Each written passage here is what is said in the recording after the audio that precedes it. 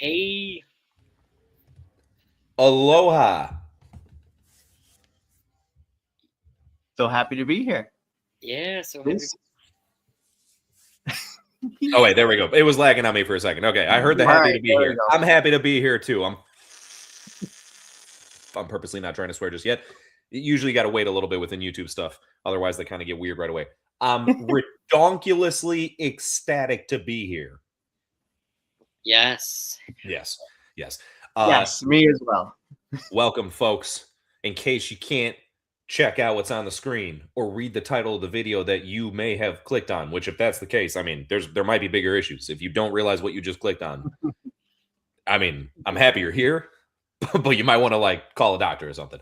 Jokes aside, welcome to Welcome to Derry Season 1 discussion. We were going to hit you with a midway discussion, and then we were like, this is kind of hard for us to pull off right now. We all had stuff going on personally. So we decided to go ahead and just reconvene and get this to you because we had to talk about this show, right? Had to.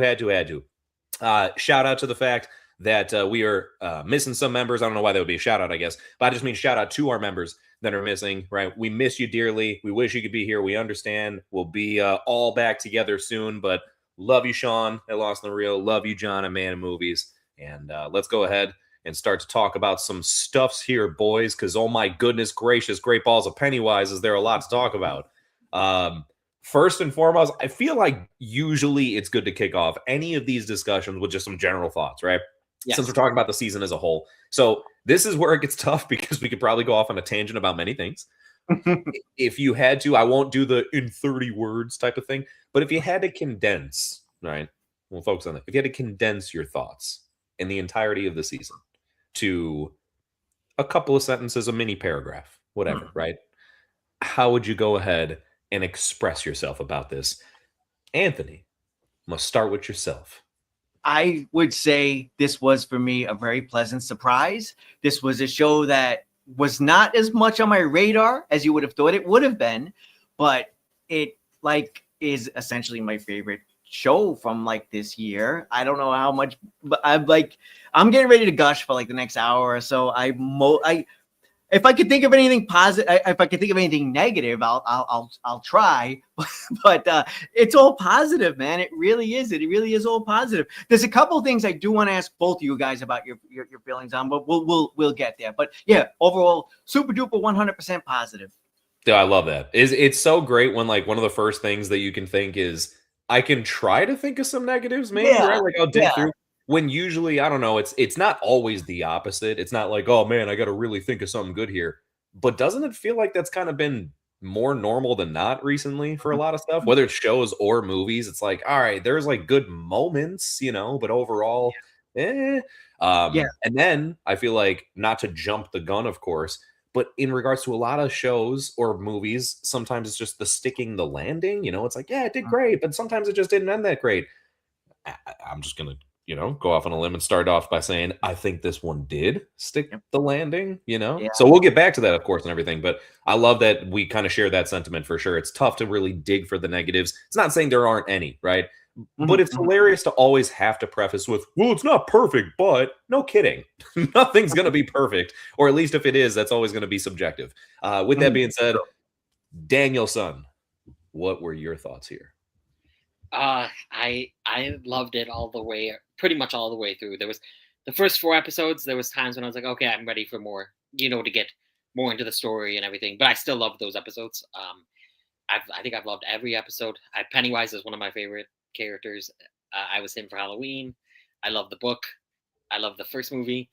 I like the second movie. I don't love it though. But although maybe we'll get into it, this season finale kind of made me appreciate the second one a little more.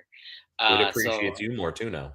Yeah. But no, I liked it all the way through. And when Bill Skarsgård showed up as Pennywise again, he improved on his craft from the movies. So I'm very happy with the show.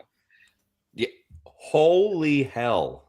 That's something that I want us to get into separately. So I'm only going to just briefly say something here, but I agree wholeheartedly. And I think that is just insane to think about, because I feel like his performance within the movies was so captivating and just really made a definition of the character. Like in the same way that we view Robert Downey Jr. as Tony Stark and Hugh Jackman as Wolverine. I feel like, dude, Bill Skarsgård is Pennywise. And of course, before anybody freaks out, I know, all due respect to Tim Curry, my gosh, he would, right? We wouldn't be watching this if it wasn't for Tim Curry doing his thing. But I've seen some other people say this, so I'm going to run with it. Tim Curry walked so that Bill Skarsgård could run, you know, and I think, man, as he ran with it so well, and just improved so much from an already incredibly amazing performance. If you can't tell by my comments, in continuation of yours, clearly I was a fan of this as well. I think it's very fair to say that I was ecstatic about this as soon as they announced it. I had my ever so slight trepidatious feelings when they weren't really sure if Bill Skarsgård was coming back. And I think this is actually one of the first things I wanted to get into. So I'm going to use this as a segue to get into my question here. It was when he was confirmed to be coming back as Pennywise that I was like, felt this sigh of relief, felt a huge wave of excitement. And let's be clear, I was still excited when it was first announced, but this really took it to a different degree, right? And I'm curious, whatever your guys' thoughts are, I'm sure that we're kind of unanimous on this, but I still would like to kind of discuss it. I think it's an interesting topic. Do you think this show is really, I don't want to say riding, but do you feel it would have not been as successful if Bill didn't come back as Pennywise? Yes, in a way. I think it's hard because now after watching it, like those first 4 episodes were without Pennywise, and I was still enjoying the show. So it's like, I didn't need Pennywise. But you knew he was coming, though. Yeah. So then, and I couldn't imagine anyone else playing him now. And Bill Skarsgård came back. And yes, you wouldn't have had Bill Skarsgård's Pennywise, at least, as the marketing. Because even before the show came out, they were using him in the marketing, obviously. And so, I don't think it would have been as successful, but I think that people would have. It depends on if they were going to include Pennywise or just start doing random monsters, so they didn't have to use Pennywise, but not Bill Skarsgård. Well, that's actually another interesting question. We won't jump to that right away because I wanted to still hear, Anthony, your thoughts. But that's almost like taking another question into consideration, which is, forget who's playing Pennywise. Like, would an It series still be successful if Pennywise wasn't involved? You know what I mean? And again, I feel bad because now that I've said that, it almost makes us want to jump to that right away. But I feel like, you know what I mean? Like that's just as fair and just as interesting of a question in a way. But I feel like that's a bit easier to answer. That one, I think, is a substantial no. I do not think, if you had no inclusion of Pennywise whatsoever, you're missing the main element of what people think of when they think of It, right? Like at the end of the day, for people that really know the source material, we know that It isn't Pennywise. Pennywise is just a form that It takes, and even the show addresses this, right?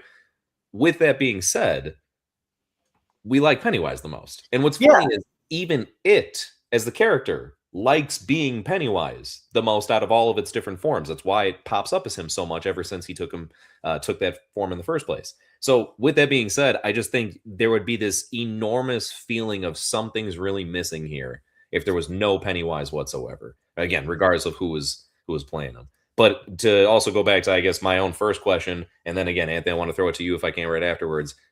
I don't feel like it would have been as well. The story, I'm sure, would have still been just as successful. It's a great story, and the rest of the cast does so well. I really want to give them their accolades too, but still at the same time, we know what everyone is tuning in for, right? You know what everyone's talking about at the end of every episode each week, and again, thankfully, I feel like everyone else is getting their due praise as well, but it's almost like his shine allows everyone else to shine even more, something like that. Shine reference. Yeah, everybody's shining, right?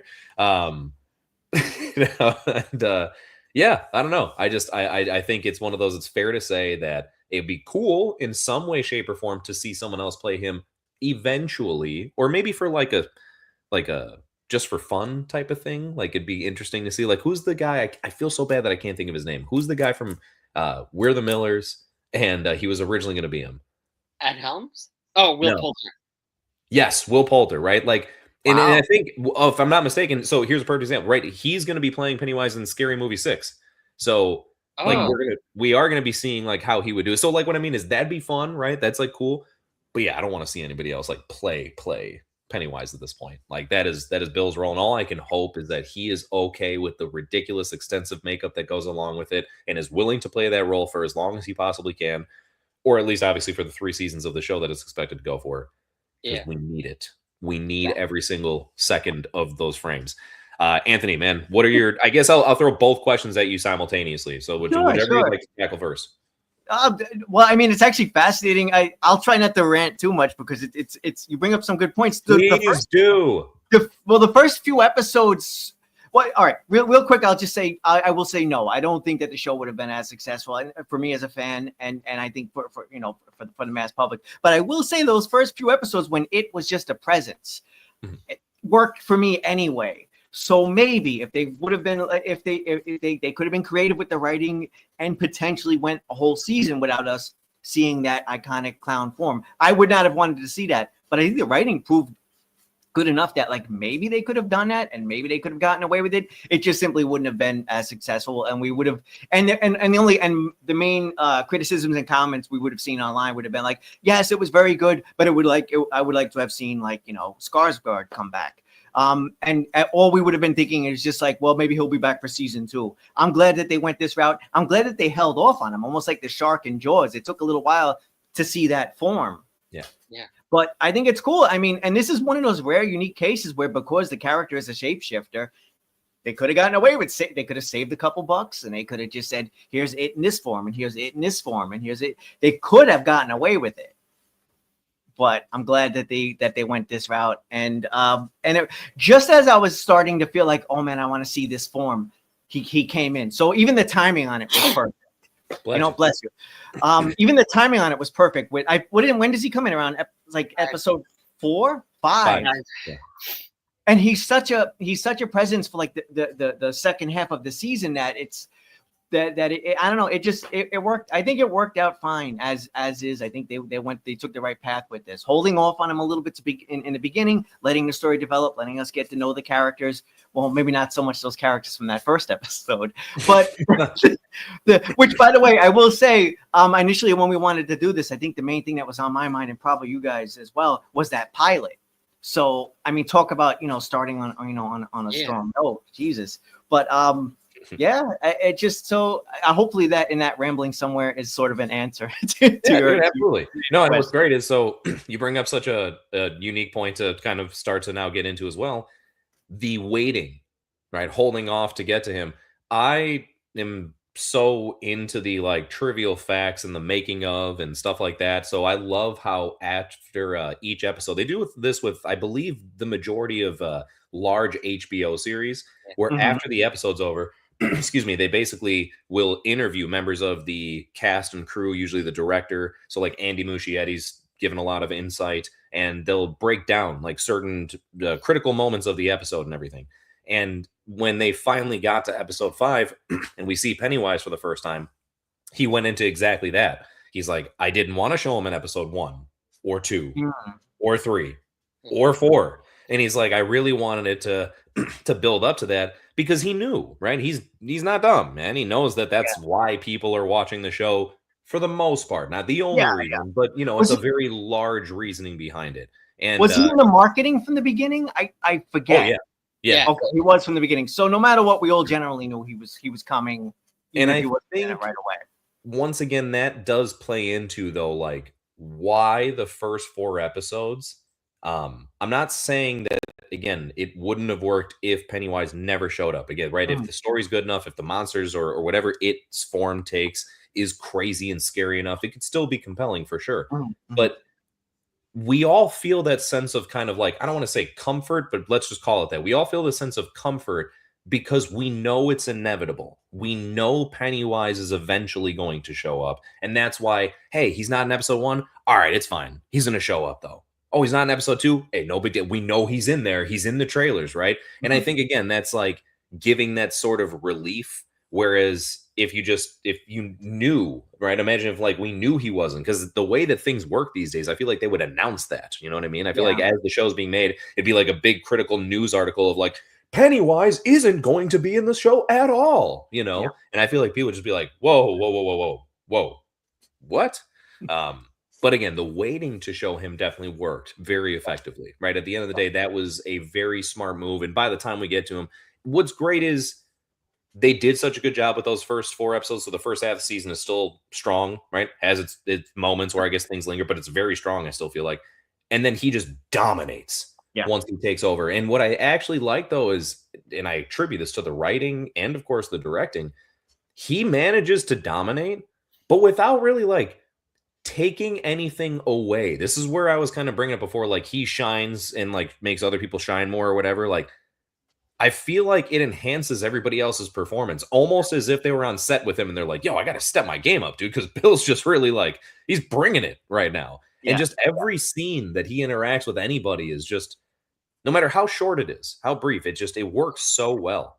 Do you guys have a favorite Pennywise moment within the show, of course? I mean, not just overall, I mean, maybe it's because the finale is so fresh in my mind, but the whole bit of him skipping toward the tree to get past it toward that point, that was a very memorable moment. And even his entrance, his entrance too. So those are like the 2 big ones that sort of stick out in my mind. But also the moment when there's actually a lot, when he's on the phone call with the kid and then he's up on top of the refrigerator and pops down.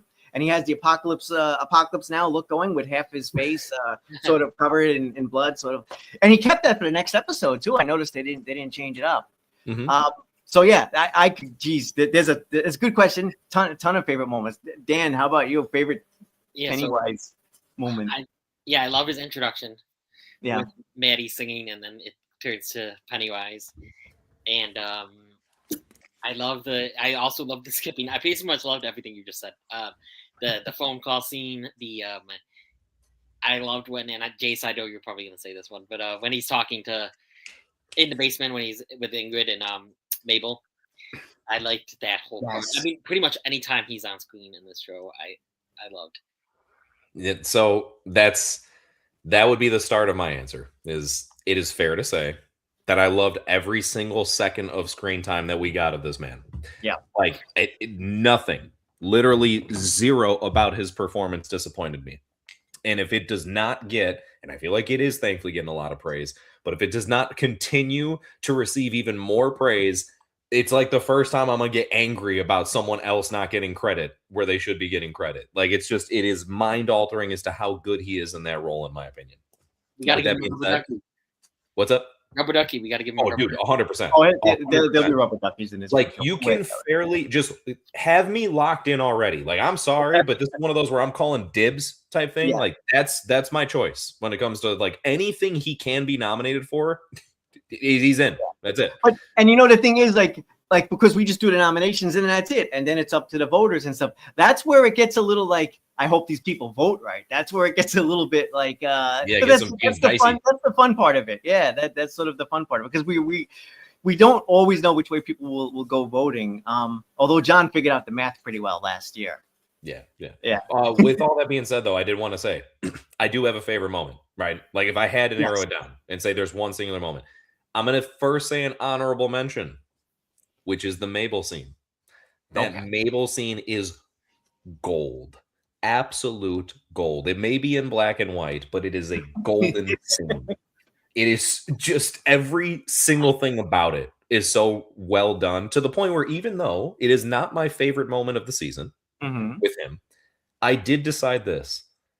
As much as I love the films, if someone, let's say, didn't know the character of Pennywise and they were like, yeah, that sounds interesting, like, show me, I'm curious, what is he like? And I had to choose to show them one scene to introduce them to Pennywise, I'd show them the Mabel scene. Because I feel like it encapsulates perfectly as far as, like, you want to know who Pennywise is? Here's Pennywise. I just know it's very brief. Basically. But it's so great.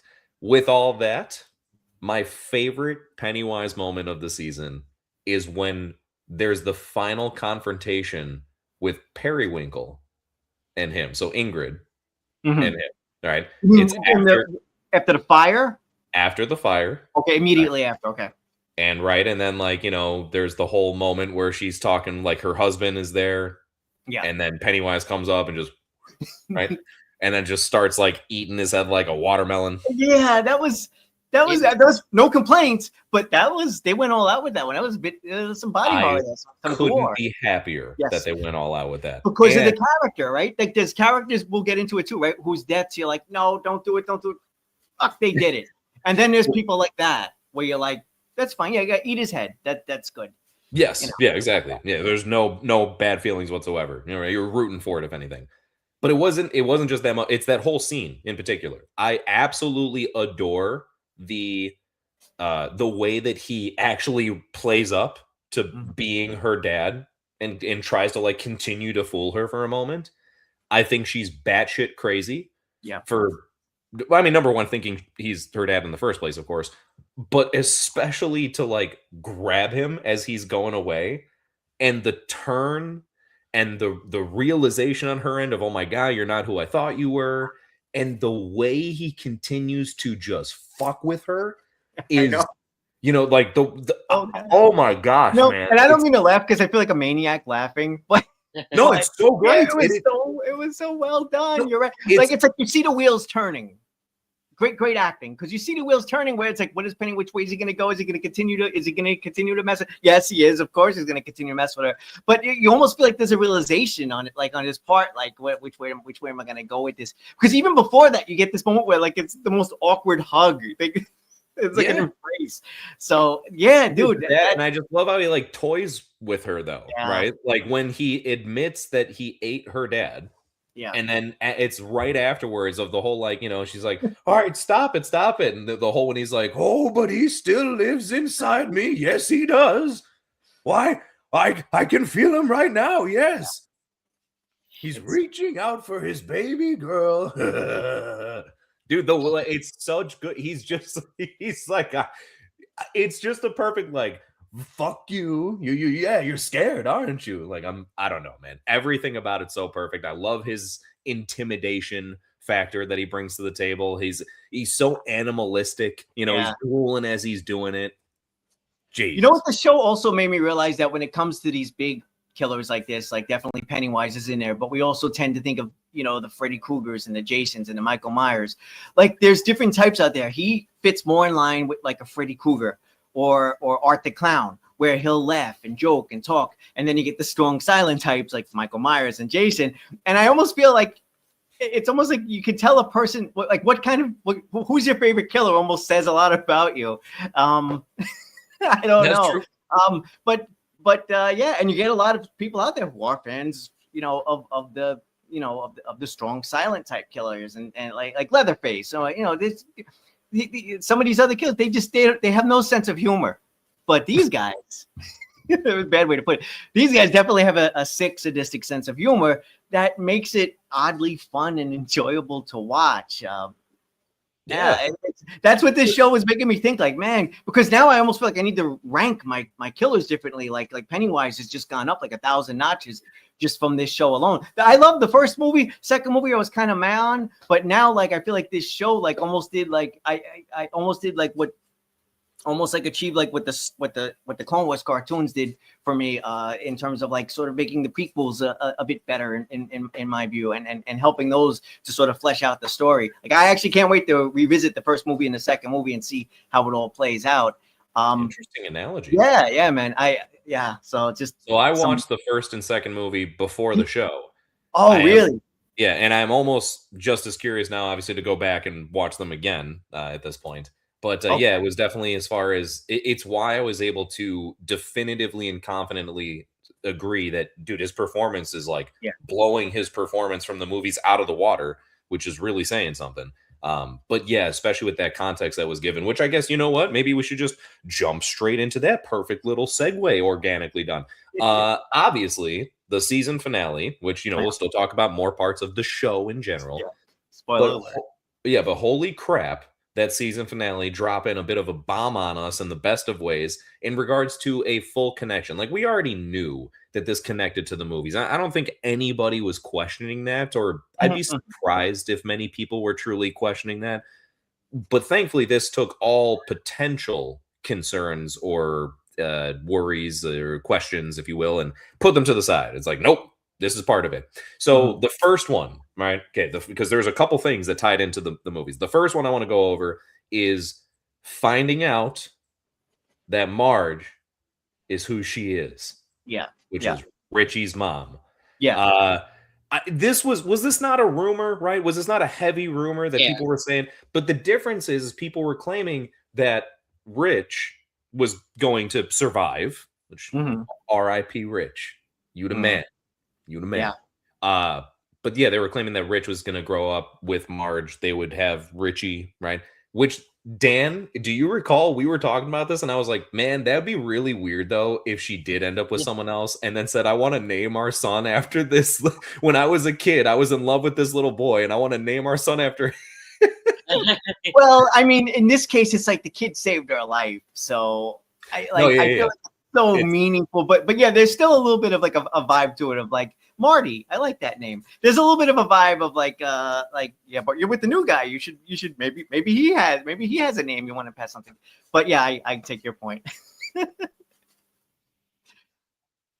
Yeah, exactly, right. It's a bit odd from the other perspective if they don't know the situation. Now, the other side, obviously, it may not just be as simple as, oh, I want to call him Richie because he saved my life, which is already a good enough reason. But now she knows to call him Richie because Pennywise straight up tells her that, hey, your son, and like shows her the poster and everything, so she even gets a chance to see him, which that was crazy to me, right? The telling her about it's one thing. The showing the poster, I was like, whoa. You could like pull artifacts, if you will, from the future of the past. Yeah. That was so, I feel like that's something to touch on too. But him doing that and then expressing, okay, hey, I know that your kid and his friends are going to bring me my death one day. I love how he also is mixing it up with his birth, because for anybody that knows like the lore of the books in the Stephen King universe, there are many references to Pennywise living after the book It is taking place. There's other books he has where like you'll just see like if someone sees Pennywise lives like graffitied on the wall or something like that. So with that being said, we don't know what exactly is going on there, but I don't know. I guess, how do you guys feel about the confirmation as much as we kind of expected it? Are you happy that Marge is who she is, or what's your feelings? Dan. Yes. Yeah, no, I'm happy. And it was something, like not only was it rumored, but I was like, I'm expecting it. So I wasn't like as surprised, but I definitely liked the confirmation. I'm glad that, at least not yet, none of the other people are that connected. Well, obviously we know the Hanlons, but like people were thinking, oh, Lily is Bev's mother, which I don't think. I mean, they would have said it this season. And then like, everyone was connected. So I'm glad they didn't do all that. Too many connections, Yeah. But I took it. Do you want to get into like the time travel or like what he meant by birth and? Oh, well, definitely. Go ahead, right? Like, pick it apart. I was curious what your feelings were going to be on that for both of you guys, whether you were with it or not with it, because I've seen a few people online saying it was awesome and other people saying, I don't know about that direction. So I was curious to see what you guys thought about that anyway. So by all means. Yeah, I liked it because he said about his birth, and remember at the end of it, chapter 2, he becomes a baby basically. Yeah. So yes, thank you. Yeah. So people are thinking that like this is like almost like an alternate timeline. So it's weird. Time travel is hard to explain, obviously. So he like went back because he knew that they were gonna kill him. So that's why he went back and targeted the parents of who is going to kill him. And that's basically, yeah. And Terminator based almost, right? Yeah. Sure. And she even repeats that much in the end. She hammers home that idea when they're up in the top of the building there. She mentions something about like, what if he tries to go back further, which is like the perfect lead-in for what's going to be season 2. Yeah, 100%. And then it makes it because I know Jace had the worry too that they were going to have too many connections, that it makes that make more sense that he would want to connect. And also, like, since people forget, I'm wondering if Marge basically forgot a lot of this, because people were bringing up why didn't Marge warn Richie, when she grew up. That there's a thing that's forgive me because I'm going to butcher this, but I'm going to explain it just very briefly. There's a thing from the books about like adults in Derry and how they Yeah. like there's like a fog. Like they Yes. almost like are desensitized to stuff. Like that's the reason why there's all these posters for missing kids, but nobody's like worried or concerned about it or looking into it. Like everyone knows, but they just nobody does anything about it. Yeah. There's something to that. There's like a fog over This Derry and with like with the adults specifically, which also makes the kids more easily taken by it, if you will. The water too. I believe they mentioned something being in the water too. So this town is just poisoned, really. Yeah. Oh yeah. Yeah. So yes, there's that. And then like maybe she only remembered to call him Richie, like that. Maybe she doesn't remember all this, or at least all of it. Like as she's growing up, not even just as an adult, but I would imagine it was almost like the kids that, like when the Losers Club like put the scar on their hands to like help remember that no matter what. I would imagine like maybe not that she cut her hand or something, but that she like maybe like wrote Richie down somewhere, like in something like that she would keep safe. And like I know that, and like maybe she does grow up and is like, I don't really fully remember what this means, but I remember it was something very important. And all I know is we have to call our kid Richie. Yeah. And I will say one other thing about that. I saw some slight criticisms online about like how they did the scene where he mentions her last name, or what her last name is going to be when she gets married. But then he literally shows the photo, and people thought that I saw some people saying like that was maybe a little bit too on the nose to literally show the kid's photo. But I will say for me, I actually totally didn't mind that because some some stuff from the movies is a little fuzzy in my head. I'm like the people from the show. I'm fuzzy in my head. So I don't mind. Yeah. Show me the picture. So I'm like, yes. Okay. That kid, you're the mom.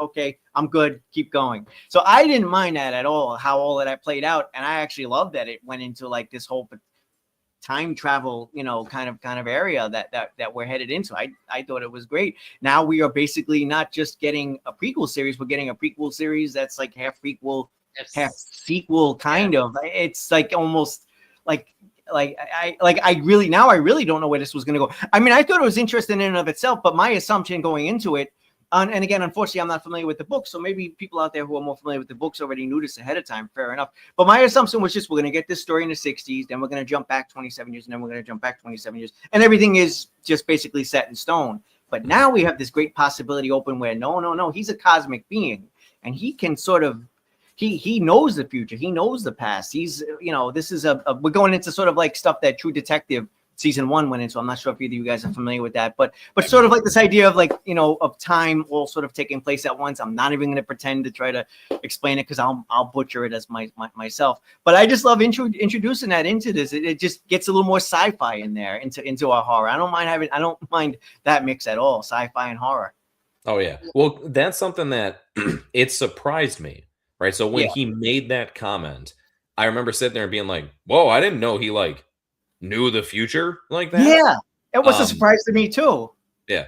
Here's the thing though, with the entity, the type of entity that he is, right? This cosmic, like ancient being, right? Like he's as old as the universe itself, from what they say, or just some close to that. The point is just like, that doesn't seem too far-fetched of an idea. Like I'm willing to definitely roll with that. And again, even the pulling the picture out, he makes a bunch of things materialize out of nowhere regularly, right? Like he changes his appearance. How do you explain his clothes, let alone what he's able to, use and stuff like that? So that, again, I feel is all acceptable within the realm of what his power base, if you will, like is what his powers are capable of. And again, I thought it was a very comprehensible, if I'm saying it, like it fit, right? It was like an organic fit to be like, oh, okay, I get a picture of being like him, being able to do that. And it does make it, like Anthony, you were just saying, creates a lot of intrigue for where this is going next, because I also, just like you, thought it was going to strictly just be, here's just the stories of the past 3 times that he popped up, leading up to when he was very first Pennywise, and that's that. And of course, I think we're still getting that to some degree or whatever. But what's interesting is like even people that know the books, which I know a decent amount, I haven't actually read through it front to back all the way. I still have to make my way through it. I got a little past halfway, I think about 3/4. And then unfortunately, I never got a chance to finish it. So one of these days. But with that, all that being said, this isn't from the books. These are Mhm. references, right? Like we know that he's popped up every 27 years. The black spot is referenced heavily within the book, and I believe there's at least a decent amount of details, but there is not like this whole story. Like it's not like season 1 was taken from the book. They had to write out that story and Yeah. the characters. There is actually, funny enough, I just sent you guys a clip of this before the stream started. There was a clip where Andy Muschietti was talking about how they were going to have Eddie Kasparak, Oh, wow. the little funny kid. They were gonna have his mom be in the show. Yeah. Okay. And he like gave full details to like, yeah, she was going to be a reporter who was an outsider of Derry, and she was going to find like seem that something was weird, but like not be able to tell what was going on, get like slowly dragged into it to the point where she would eventually like become part of what's going on, you know, like to lead to when, you know, her staying in Derry and having Eddie and everything like that. But then he mentioned like, we just couldn't fit everything in. But I was like, Okay. that's just that's crazy. And hold on, well, I was bringing that up for a specific purpose.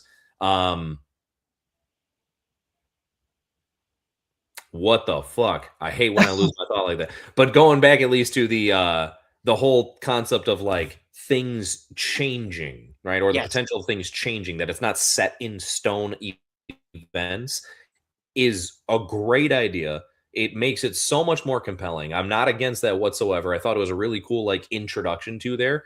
And I can see why some people would be taken aback by it, because I guess that's part of what I was explaining. I was taken aback by it at first, but not in a negative way whatsoever. I just find it to be very intriguing. And I guess this means that, yeah, like certain past events could change. The point is that we know that it doesn't change the future, I guess. Like, unless they are willing to put out like a new version of chapter 1 and 2, you know what I mean? Like, it's we already know it's still going to play out the same regardless of how the show goes, but it does still make it more of an interesting element to add into the show, that like, oh shit, dude, he knows like to keep going back and trying to target certain people. Yeah. And even once you get into this time travel area, it's like, I guess it's almost like a multiverse thing where it's like, are we going to change things or not change things? But it also opens up the possibility of just alternate or, you know, like an alternate dimension. Like, I guess they can go that route if they do decide to change things, in which case it's like, do we still consider the first 2 movies canon? Like, where if he goes back in time, like, I don't know, like what happens if he goes back in time and actually like wins and like ends up like changing the events. Like, I think maybe that's part of the fun of it, is that like we like you said, man, this opens up all kinds of other possibilities on top of a story that was already kicking ass. I have a prediction. A prediction. I predict that by the end of the 3rd season, he is going to somehow find a way to save himself at the end of chapter 2 so that he manages to live on. Like, he's going to find, I don't know how, but I feel like, so this way they wouldn't have to like change the events of all the movies, right? Instead, he'll like, he knows, or something comes to the point of he knows the moment that he dies and does something to change that moment in itself. So maybe, just maybe, we see like the Losers Club as adults pop up for a cameo or something, which would be crazy. But yeah, so like maybe it's just that part in itself, but that when like you think everything is okay and the Losers Club eventually, like, right, they dip out and they skedaddle and get out of there and live happily ever after, that he all of a sudden just is like, and you know, his little baby hand comes up and he maybe turns it, you know, like starts to grow back into regular Pennywise somehow. I don't know. That would be super cool. And I would not be against that whatsoever, because I think everybody wants this ridiculously messed up clown to keep living. Yeah. I think no matter what, we're going to be getting more. I mean, first, because of money, we'll be getting more in, but also just because, I mean, there's a lot there. There's a lot there, just legitimately, organically that you can just explore. There's a lot of places to go with this story, and I think this show proved that. It absolutely proved that, you know. And I love that they seemingly have like they have a plan sort of in place. Let's hope Netflix, Warner Brothers, all of that dumb shit. I guess we should at least mention that. I hope it all gets sorted out so that no matter what, we get our next two seasons. That's a pretty solid thing to just kind of dive into for a moment there. You know, I let me at least kind of throw this out there, because I think the topic of discussion becomes like, are they going to keep everything in place? And I think here's the one thing. I know a lot of people have this kind of negative association with, oh man, I don't really know how good of a move that is. I don't know how I'm excited about that, because a lot of people are worried it's going to deteriorate like movie theaters even more and that experience and everything, because obviously Netflix was kind of the first to be like, fuck the movie theater. Why not just stay home? So here's the thing, though. Netflix has still done theatrical releases. I mean, yes, they tend to make them shorter and briefer windows, and they're just, they'll put it straight out on the streaming service anyway, or maybe just quickly afterwards or whatever. They're still a business. And I don't think they're stupid in the sense of like, I don't think that they have this thought of like, hey, when we buy Warner Brothers, all that shit that they're currently making down the fucking drain. Bill Skarsgård is Pennywise. Get out of here. Like, I don't think they have the intention to be like, we're just not going to continue the things that are clearly successful because they're successful. So things like the DCU, for example, not to shift this conversation into that, but just to bring in a quick example, the DCU is something that has such mixed opinions that I think they're still going to maybe keep things going. But it's also fair discussion to be like, will they? Right? Like if someone were to be like, I don't know, do you really think so? It's like, I mean, I do. I do. If it was 100, like if nothing was going on now, it would be 100%. We'd get a season 2 and 3 and it'd be fine. Now it's only like 98%. Like you said, it's so successful. That's the thing is like, I don't actually have really any doubts. I think they know that this is one of the things. It's like, this works. And if we can just adapt this and continue to make it work, then why not? Because now it's just benefiting them. So again, I really feel that it's not as much of a concern for certain things. There's probably a bunch to still be worried about. But for that show in particular, for this show, I don't think there's any concerns. I think we're still getting season 2 and season 3. I think it's especially because of the fact that they already have like a mapped out direction of it and people know about that, right? Like there is a massive appeal and audience awareness. Like I would say a good chunk of the fans of the show are aware of the fact that there is this outline for 3 seasons. So I don't think they have any true intent or even logical reasoning to all of a sudden backtrack and be like, nah, we're not going to do that. Do you guys feel differently? I don't know. No, I feel like it doesn't make any financial sense to just like, let's stop everything and just not do it. Yeah, everything you said, basically, man, I'm pretty much in agreement with. I'm always just because the last couple of years have been a little rough, just globally.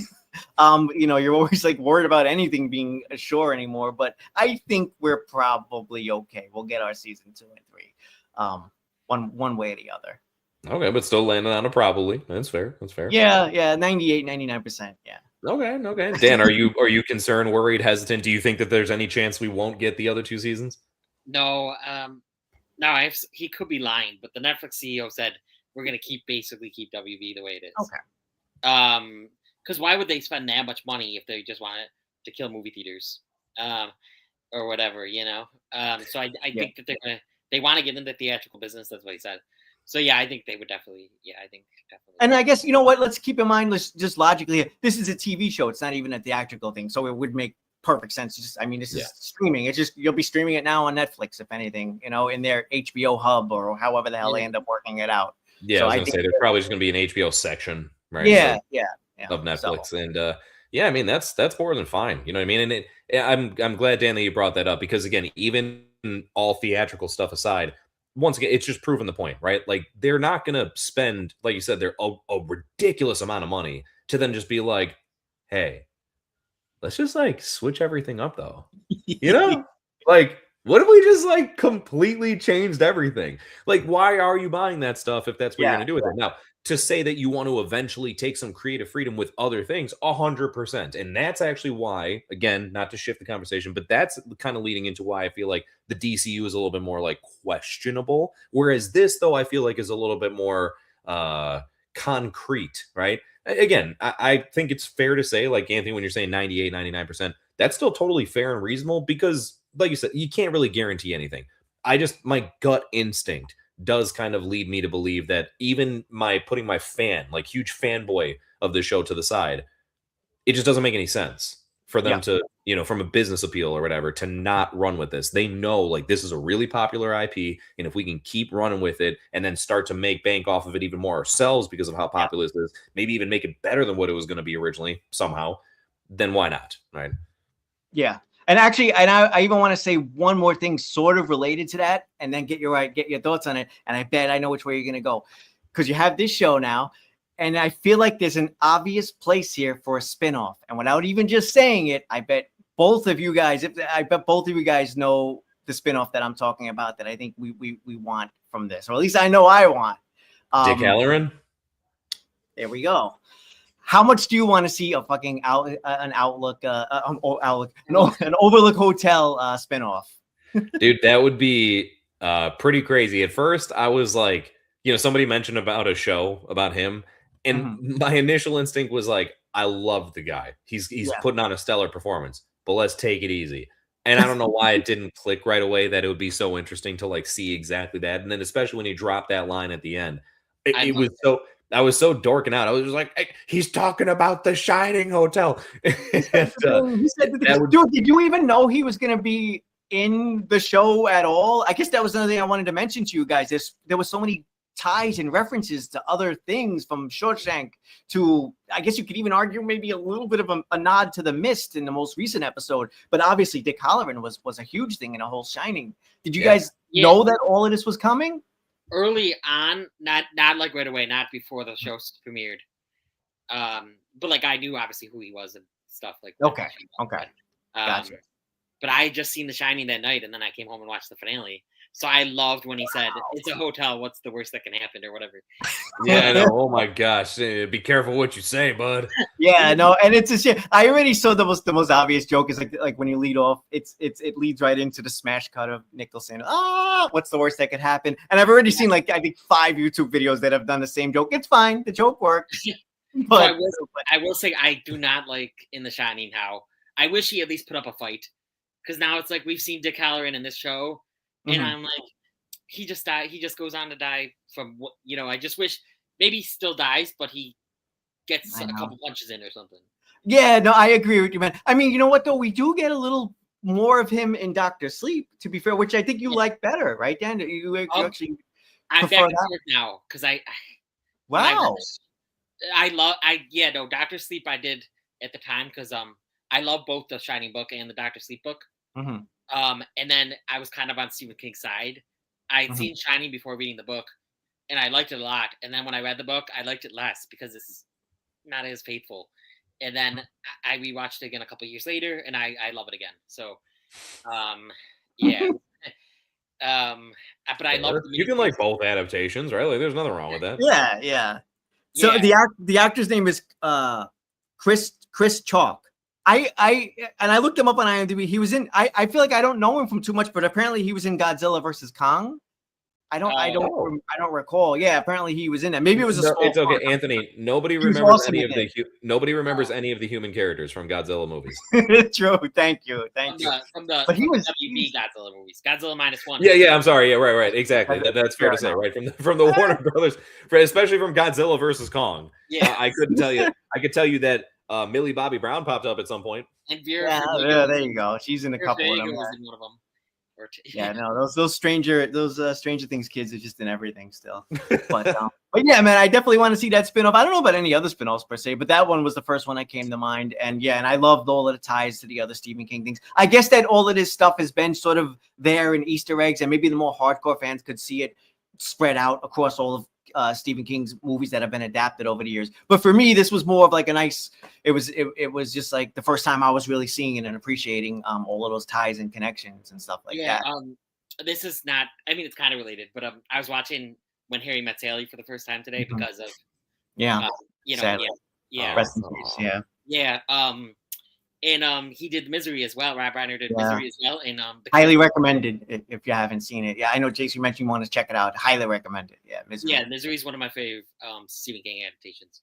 Oh, I could say that about a lot of Stephen King adaptations, though. But she was reading Misery, or one of the characters was reading Misery in When Harry Met Sally. So I thought that was cool. Okay. Yeah. No, I love that stuff. Yeah, I love the connections like that. I to like track backwards just a step. I didn't know that he was going to be in the show. Like I had no idea that was going to be a thing. When he first was referenced name wise, it was funny because like it didn't connect for me. I was like, why does that name sound extremely familiar? And then I obviously, right, with how online works nowadays, it's even whether you want the information or not. Yeah, here you go. right? So found out very quickly. I was like, That's what got me too. Actually, I was somewhat spoiled on it from that. I think a little bit ahead of time. Yeah. Shoot. Okay. So I feel bad, man, because I wasn't spoiled. Like I saw it, right, and and then heard the name, and then it was just seeing stuff online confirmed. I was like, oh, that's why that name's familiar for me. You know what I mean? So it was able to like connect the dots on my behalf. And here's the thing: did I think it was really cool to include him? Yeah. I initially thought he was just going to be like a little cameo for like an episode or two. It made so much sense as to why he was one of the main characters ongoing throughout the season. And dude, I really appreciate the fact that he is capable of what he is, and they do such a good job of like making him still do his best to hold his own, still be a helping hand to all the other protagonists of the show, but that they also make it clear he doesn't like hold a candle to what Pennywise is. You know what I mean? Like it's just, but I love still even the finale, that moment where he's chasing after Marge and then just like stops. Yeah. And there's like this big, what's going on? Right.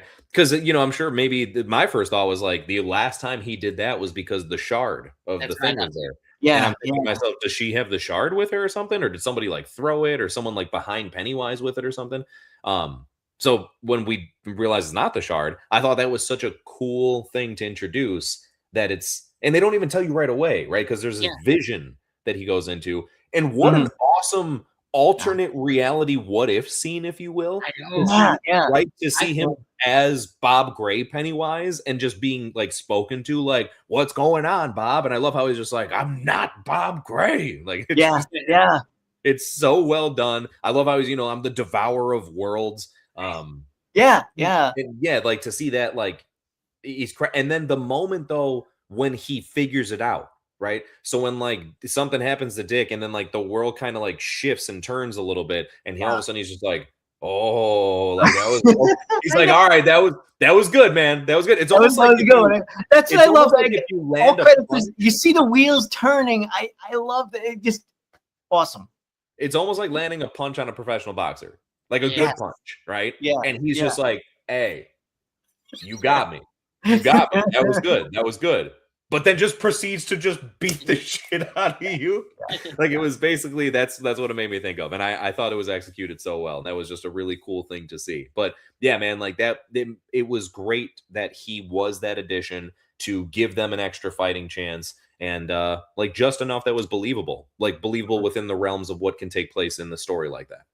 Yes. Which and also no more spinoffs. Like and I don't mean that in a bad way, but like I don't even see the validity to choose any other spinoffs. Like I'm sure people could say like, oh, I want to follow Charlotte and her good doings of different stuff.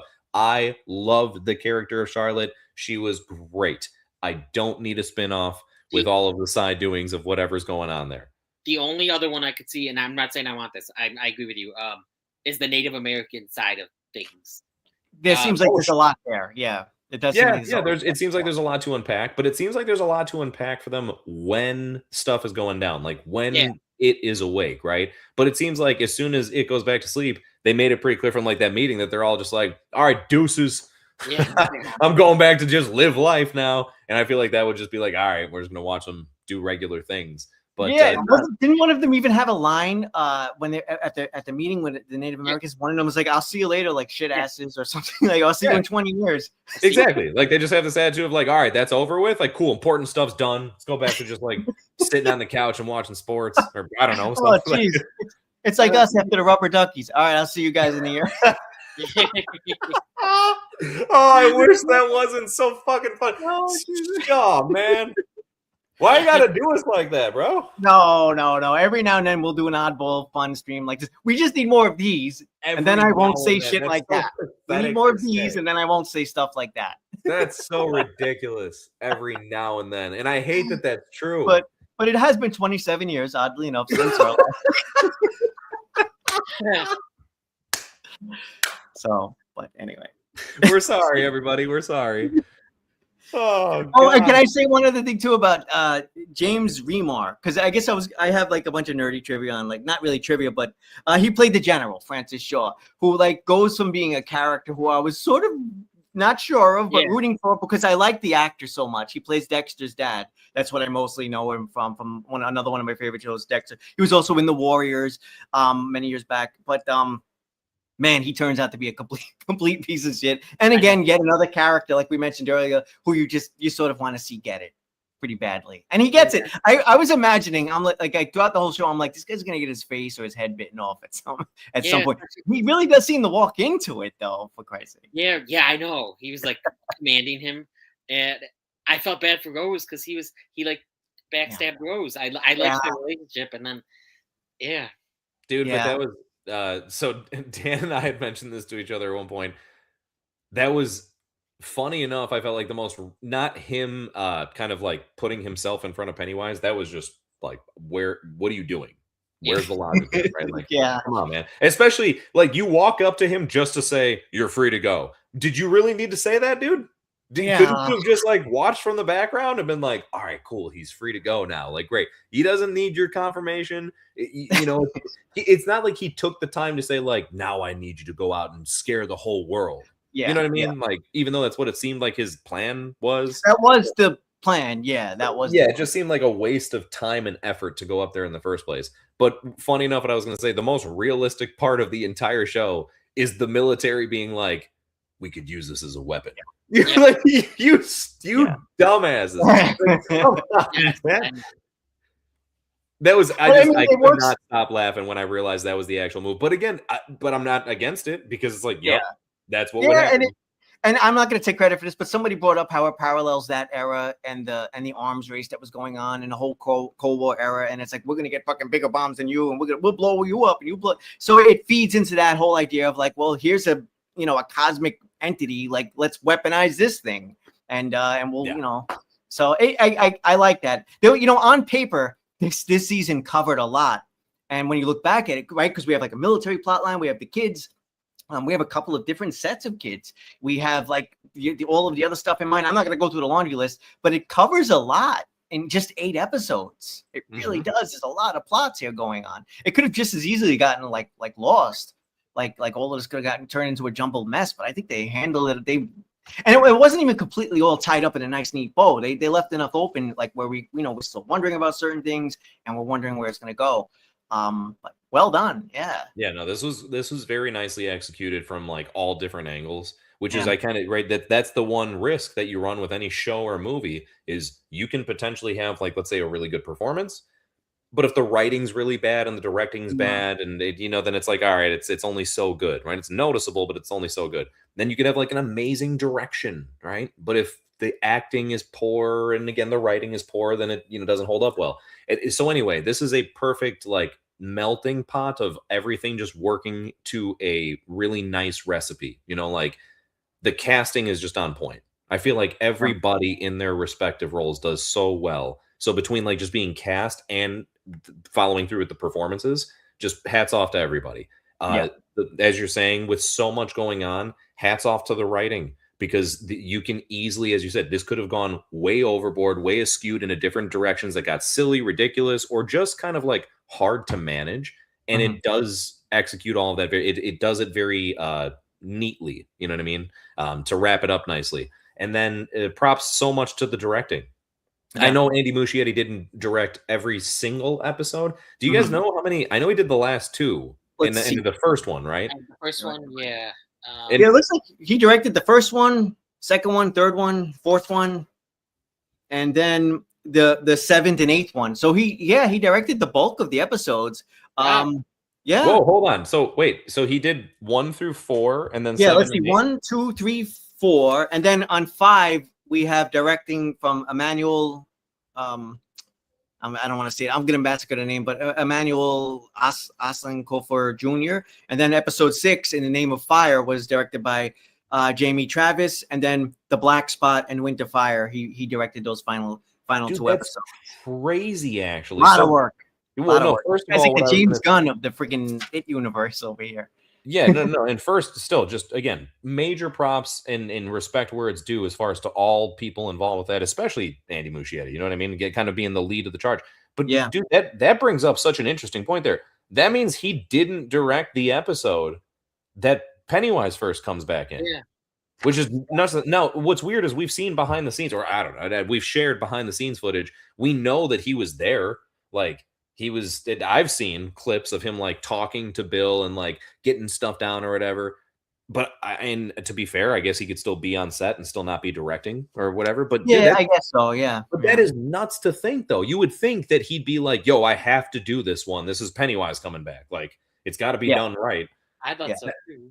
That's nuts. That's nuts. Yeah. And even in other TV shows, you'll see like somebody will start off a show, Breaking Bad, Better Call Saul. You'll see like somebody will direct that first episode, and then like maybe an actor or somebody returns and they make sure to direct that one. But in this case, we didn't see that. Didn't we see that? I don't mean to keep bringing up Star Wars. Didn't we see that with like Filoni, right? Where we would see that in Star Wars. I feel like he would come back and direct when a certain character would make would come back. Yeah, very interesting. Exactly. But it all gelled together. I would say like it all worked either way, like in terms of like consistency. My guess is just the vision was strong enough. You know what I mean? Like Andy Muschietti probably like laid out, I would imagine, like a very detailed storyboard and blueprint as far as what was supposed to happen, to the point where, don't get me wrong, still credit to the other directors, but I'm sure he put enough of his stamp on it. Andy, I said, put enough of his stamp on it to the point where even when these other guys stepped in, they were just kind of like fulfilling Andy Muschietti's wishes. You know what I mean? Like what he was looking for. They're just like fulfilling his vision as opposed to trying to really like, all right, I'm going to take my own directorial ownership of this, which is fine because obviously you wanted to keep the same tone and feel throughout. And it did. If I didn't know any better, I could almost guess that he did direct the entirety of the show. But yeah, that was super, super, super well done. As far as, gosh, I feel like we've been having such a good discussion, and I almost feel like with the show itself, there's like moments from the show that I feel like we haven't even really gotten into it all, though. Let me ask this as more of a question instead of like just choosing one. Are there any moments that you guys wanted to discuss outright? Yeah, the black spot episode, the whole black spot episode. Rich, yes, that was just so sad. Like they did such a good job with caring about these characters, Rich and Marge and Rich. I love their relationship arc, actually. I wasn't sure at first, but they did such a good job, and I teared up at that part when Rich was sacrificing himself. And then again in the finale when he was at the funeral and he had his arm around Will at first, and his dad around his dad and mom. Yeah, it was very emotional, and I think we could all admit to either to shedding a tear and throughout and basically anything involving that kid. And I even saw it online and I felt the same way. Everybody was saying the same thing. Do not kill this kid. Do not kill this kid. But I know this show and I know this franchise. So it was like, oh, this kid's gonna. And then I loved when he was sliding at the end and he stuck the middle finger at Pennywise. Yes, I love that. Yeah, great little moment. I wanted to say this. Did you guys get an Egon feeling from that? I saw the people saying it, and I absolutely did. Right, Egon, like from the end of Ghostbusters Afterlife, I'm talking about. Oh, I could see that now. A little bit. Okay. I felt it, and then I saw a couple people comment on it. So I guess neither of you guys got that vibe. What I'm talking about is when the kids are trying to put the thing, they're trying to. Now that you're saying that, I could see that. Yeah, or like a Guardians of the Galaxy kind of. Okay. But not really. I'm only thinking about those now. But the Ghostbusters thing was a good. I wouldn't have thought of that though. Yeah, exactly. That's how I feel. It's like I could see it when you say it, but I just wouldn't have pieced it together on my own. In the moment, you weren't getting In the moment, I got that feeling, but not even in a bad way, and sort of just an emotional way. So, I mean, I love that in Ghostbusters, so it's That one maybe it was more poignant in that case because we did lose the actor. Where in this case, thankfully, the kid is still around, and we'll have an awesome future hopefully out of him. Because again, like you mentioned, man, the whole cast here freaking knocked it out of the park. Dude, especially, like, shout out to, I still wanted to say something about the whole, like, Rich thing, but shout out to all the kid actors. They do such, between the kids they originally chose for the It movies, and then choosing these kids, it's like, dude, the casting director or the casting department, whoever it is, deserves a lot of praise, where it's like, you're doing a great job of picking out who you are, because they're just putting in solid performances. They've always seemed to have like this really believable chemistry and likability to where like you can't help but root for them and be on their side and want to see them succeed and everything like that. The whole Rich thing, it's so well done, man. You know what I mean? Like as far as from front to back, all well executed. The kid knocked it out of the park with the performance. He's just hilarious. You know what I mean? He's got this like this likability because of his innocence and just genuine, like being like kind-hearted and just wanting the best for everyone, even when realistically he doesn't have much of a reason to be involved. He's just helping out for the sake of helping out. And then he ends up being one of the people that ends up dying. But how epic though that he's not one of the deaths of Pennywise. So it's not like, oh man, like what a cool thing that he got a chance to kind of go out in a weird way on his own terms, like make his own heroic sacrifice. A lot more heroic. And again, maybe, and this is the movie nerd me, a bit of a Titanic feeling there, Yeah, of course. No, 100%. But yeah, Dan, I'm glad you brought up that episode because like everybody's having such an awesome time, and the Black Spot episode, but it's coming and you feel the fucking dread in the air and you're like, oh my God, this is so awful because I know that there's piece of shit racists that are going to just lock. I knew which way it was going to go. They're going to lock these people in and they're going to be burned alive. But yet it's like, it's handled very well. But again, tough to watch, very tough to watch. It was it's Red Wedding. But it's this show's Red Wedding, as far as a Game of Thrones reference there. But yeah, exactly, right? It's so nice. People were making a lot of Sinners references as well. Which, I saw some of those. Yeah. Which I definitely thought that was cool. What I thought, just little side note, I saw someone like post together a video where they were like, someone's watching the Black Spot and then seeing it turn bad, right? Like seeing like the Firestar, Pennywise pop up, all these people dying. And then they flip on Sinners. And it shows like the scene where they're all, together dancing and like it carries on for longer in that movie. And so people are like, yeah, right. Like that's how it should have gone. Not saying like not actual poking fun at the show, more just a joke. Right? Like, yeah, that's how the night should have gone. It's like motherfucker, did you not watch Sinners? Like that didn't end up going well either. Okay. Like they may have had a longer good time, if you will, but like that still was not a good like ending to that event. With that being said, dude, craziness in that episode. Even knowing that stuff is coming, even understanding that was inevitably going to take place, still so well shot. Like just it feels brutal and visceral, and like every time someone gets taken out, even if you saw it coming, it's just like, oh gosh. And dude, we get some of the best. We get some of the best Pennywise in there too. What's the matter? Is there face on my face? Dude, it's one of the best Pennywise lines ever. Yeah, it's in the darkest moments that this monster, the monster shines on. But that's the nature of the beast. That's fucking Pennywise, right? He's just Well, dude, and then the way he's like poking fun, like he's so good at antagonizing people and like teasing them and whatever. So like the way he does that to Dick Halloran, right? When Dick is seeing all the dead people, and he's starting to like freak out and panic, and like how he comes up and he's like, oh, you seeing things, Dickie? And he's like, I think they see you too. Like it's just, I love how he's just taking a situation that's really messing with this guy. Literally, he does such a good job of acting out how it haunts him, literally.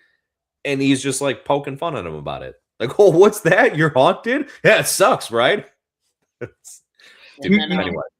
And another line. Please, you go first. I want to say it's the finale. I think it was the finale.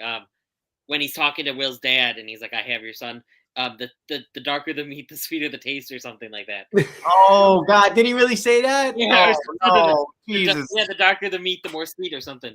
Oh man. Oh my God. And then and that whole scene of him going to the auditorium of the school and getting everyone, like making everyone float, was easy. And then when he was playing the instrument, and you noticed how the kid's like hand was part of the instrument. Like the severed. Yeah. Dude, that was nuts. The deadlines thing. All right.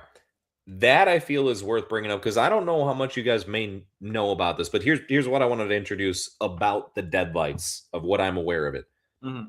So when he shows the deadlights to a human being, the main purpose from his perspective is he basically like stores them as food. Like it's one of those where he's like, hey, I'm not hungry anymore. I'm good, but I'm going to save you for later. Just the same way that like squirrels will save up nuts for like winter. You know what I mean? So, but when he does that, the human brain, like the way it's explained is that the human brain cannot like comprehend / like contain like what it sees, and that's why people just instantly like like start floating, and that it literally drives people insane, like Ingrid, right? Like how we see Ingrid at the end of the show. So my point is, like, I kind of don't understand because they seem to pick and choose this logic, and this is like, I guess technically a complaint, but I'm just Mhm, curious mhm. more than anything. I don't really get how like people like Will or all the kids in the school got hit with the deadlights for, and they were in it for a while, right? They're floating Yeah, along they're for flew quite into some town. time. Good point. Good point. And then all of a sudden, when they get released, they're completely normal and okay right Mhm. away. And like no after effects, no side effects, no nothing. You know what I mean? And I just kind of wonder, like, I'm still in a way, it's not like I'm sitting here again, like having an outright complaint, but it Mhm. does make me question, like, how do we really understand then the full impact of the deadlights? Because that's supposed to be like the most fucking epic thing that he can do besides just kill you. Um, Well, so I don't know. do you think it's length of time? Because But that's my But point. if Is like, that's the case, is that these well, kids were floating across the town for like, I don't know, an hour or so. Let's yeah, just put a dude, it was number a on it. while. I mean, like a Whereas day. in other cases, we see people bled. What was the bully's name in the first movie? Henry I forget. Bowers. Bowers, Yeah, right? Which brings back to the scene in the original movie, in the original TV movie, which actually fucked me up when I was little, where the kid's hair turns white. But again, it only takes 2 seconds, and his hair's white, and he's in a mental institution for the rest of his life. Oh, So yeah, you bring up a good point about like how is it just thought working? the Kirsch Ingrid was longer because she was the night Okay. before, and no, then sure, but like, but Bev too in the first one, she was in there for a while too. no, 100% right. It made me think the same thing. And I know that also Richie is an adult in the second one. Mhm. Yeah. Oh, that Yeah, was he- funny. How Bill Hader was like, he was talking and then he literally goes right into a trance. Yeah, exactly. But again, Okay. same thing where, and so to be fair, right? This isn't a new question per se because we've got the examples from the movies as well. But yeah, I guess that I would just be curious, what is the logic there? Like, I wonder how that plays. I would imagine, Dan, like you were saying, my guess is that length of time would play a part for sure. But that's where again, just how, like, we were saying, and Anthony bringing up, but they were there for a while. I mean, we Yeah. don't know how long, right? We don't know for sure exactly, but it seems like it wasn't a 5-minute journey. Yeah, No. We had the whole Pied Piper segment, and he seems to be dragging everybody off. Oh, and he's- also like he had them continuously float. You know what I mean? But the point is again, it doesn't seem like it was too long because if we go back to Ingrid, like she was floating, but then she gets like taken away. We see her in that episode get taken away. So Mhm. she's not like still floating the whole time. She just got hit with the deadlights and then now she's screwed. Mhm. Does she have? Oh, okay, I thought that since she was under the deadlights until Pennywise died, or well, went in for 20. No. Yeah, exactly. Like she. I don't know exactly when. Right. Again, we time of frame or time reference is hard to understand. But at the end of the episode, like she's being taken away, and again, That's another thing too. We should also mention that whenever you want, because we get a little bit of closure to our character when we flash forward at the end. But yeah, I think that's a good question, and maybe to be fair, maybe I'm missing it, but I think it's a valid question. Yeah, like I credit the show because it clarified so much for me in terms of like Penny, the powers that Pennywise has and why he does the things he do. That was something I confess I was always a little bit fuzzy on, and I don't know if I don't know if I would even fault the movies. I would say, yeah, maybe I need to rewatch the movies and catch it, maybe read the book or something like that. Again, but for the most part, most of it is a lot more clear to me now thanks to this show. But that is one thing I will say. Maybe a YouTube explanation video or something like that would be helpful, or some headcanon. Like if I have to use headcanon, it's like maybe he's gonna bring them out of it, and then the plan is to scare the hell out of everybody to eat them all. I don't know. Like there could be different degrees of it. You know what I mean? Maybe that's what I'm trying to say. Yeah, like so maybe it's just like, look, maybe he just like kind of like entrances you, but then like there could be like more harsh immediate impacts. Like maybe he just like throws people like into the depths of the deadlights right away, but some people just stay on the surface of it if that works as a metaphor. Yeah. Which okay, kind of. Yeah. But the only last thing I was going to throw out is it just kind of gives me similar vibes. It's going to sound like a weird analogy, but like how it, lightsabers back in the day, it was like, dude, you get hit with a lightsaber, you're screwed. Nowadays, it's like, hey, you get stabbed with a lightsaber, it's fine. If we get you some help quick enough, you're okay.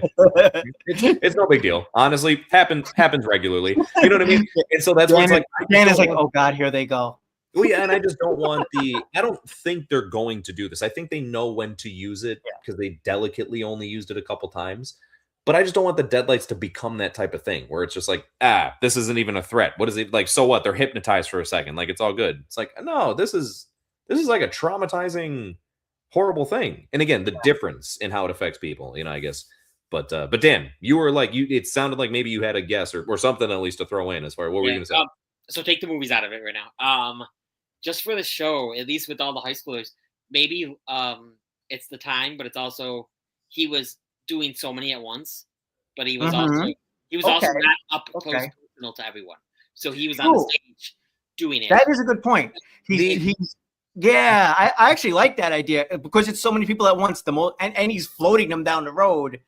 Like he can't like. And he's far away from them while doing it. Now, the reason I said take the movies out of it because dude, that is a significant difference than a straight dead on.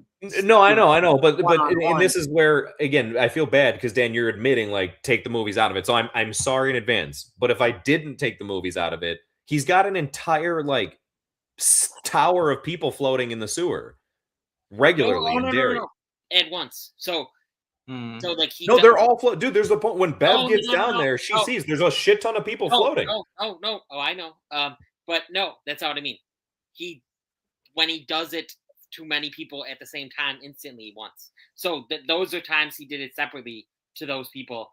Like over the years. That's so it's not the floating part, it's the deadlights. But they're still being held in the deadlights. Like, yes, I get it. I know what you mean. He's currently grabbing a new batch of people, but the other old batch of people that is currently in the sewers, they're already still currently within being in the deadlights. It's not like they're, you know what I mean? It's not like he put them on a shelf and then now he doesn't have to do it. Like I would imagine that it's just that new group of people is now joining the party of everybody else, but he's like constantly got this enormous stockpile of inventory. Well, yeah, but I think though, because they're not looking into I thought the deadlights made them basically get knocked out, and they're not in the deadlights anymore. But they're knocked out still. How? They're still floating and shit. I don't know. I mean, I'm not saying you're wrong. I would think like, wouldn't they, if they're not in the deadlights, like, wouldn't that kind of make them not float? I think that's like what makes them float. And here's the other thing. This also is tough to say because if we're going based off of, it's because it's a large group of people. Well, okay. But then why did Beverly survive? That's why I said take the movies. Right.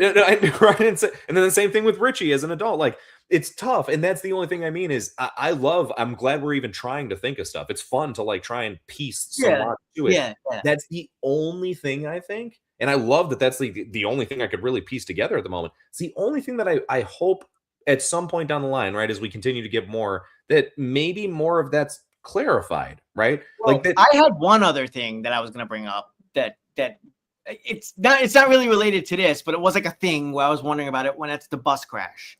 This is one of the rare times where we're just told something and not shown it, which is usually a no-no for storytelling. We're just told that the bus to Shawshank, it crashed, and hey, is it Hank? The character's name is back. Mm-hmm. And there seemed to be a question of like, did Pennywise crash the bus and pull the strings to get to fuel the fire? No, stupid, lame, pun intended. And get this guy back into town, and then that's a lot of fucking strings to pull, and we get into a little bit of a convoluted area if that's what happened. Or was it just a bus crash?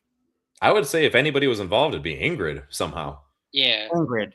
I mean, again, how? It's a bit much because, right, she's just like this, woman. I don't know. But that's kind of, I guess, what worked to her advantage. It's like no one would suspect her to do something like that. But she seemed to have some grandiose master plan from the beginning to, lead into like trying to lure Pennywise to the black spot. Like we find that out that it was her that like let the people know that Hank was there and got everything like initiated. So I wouldn't be too shocked if somebody was involved, that I would imagine it's her. But we don't know for sure, right? So we don't know. Yeah, okay, cool. So and that was something I would say that I thought we were going to maybe touch on, flashback to, reference, get some sort of a revelation about.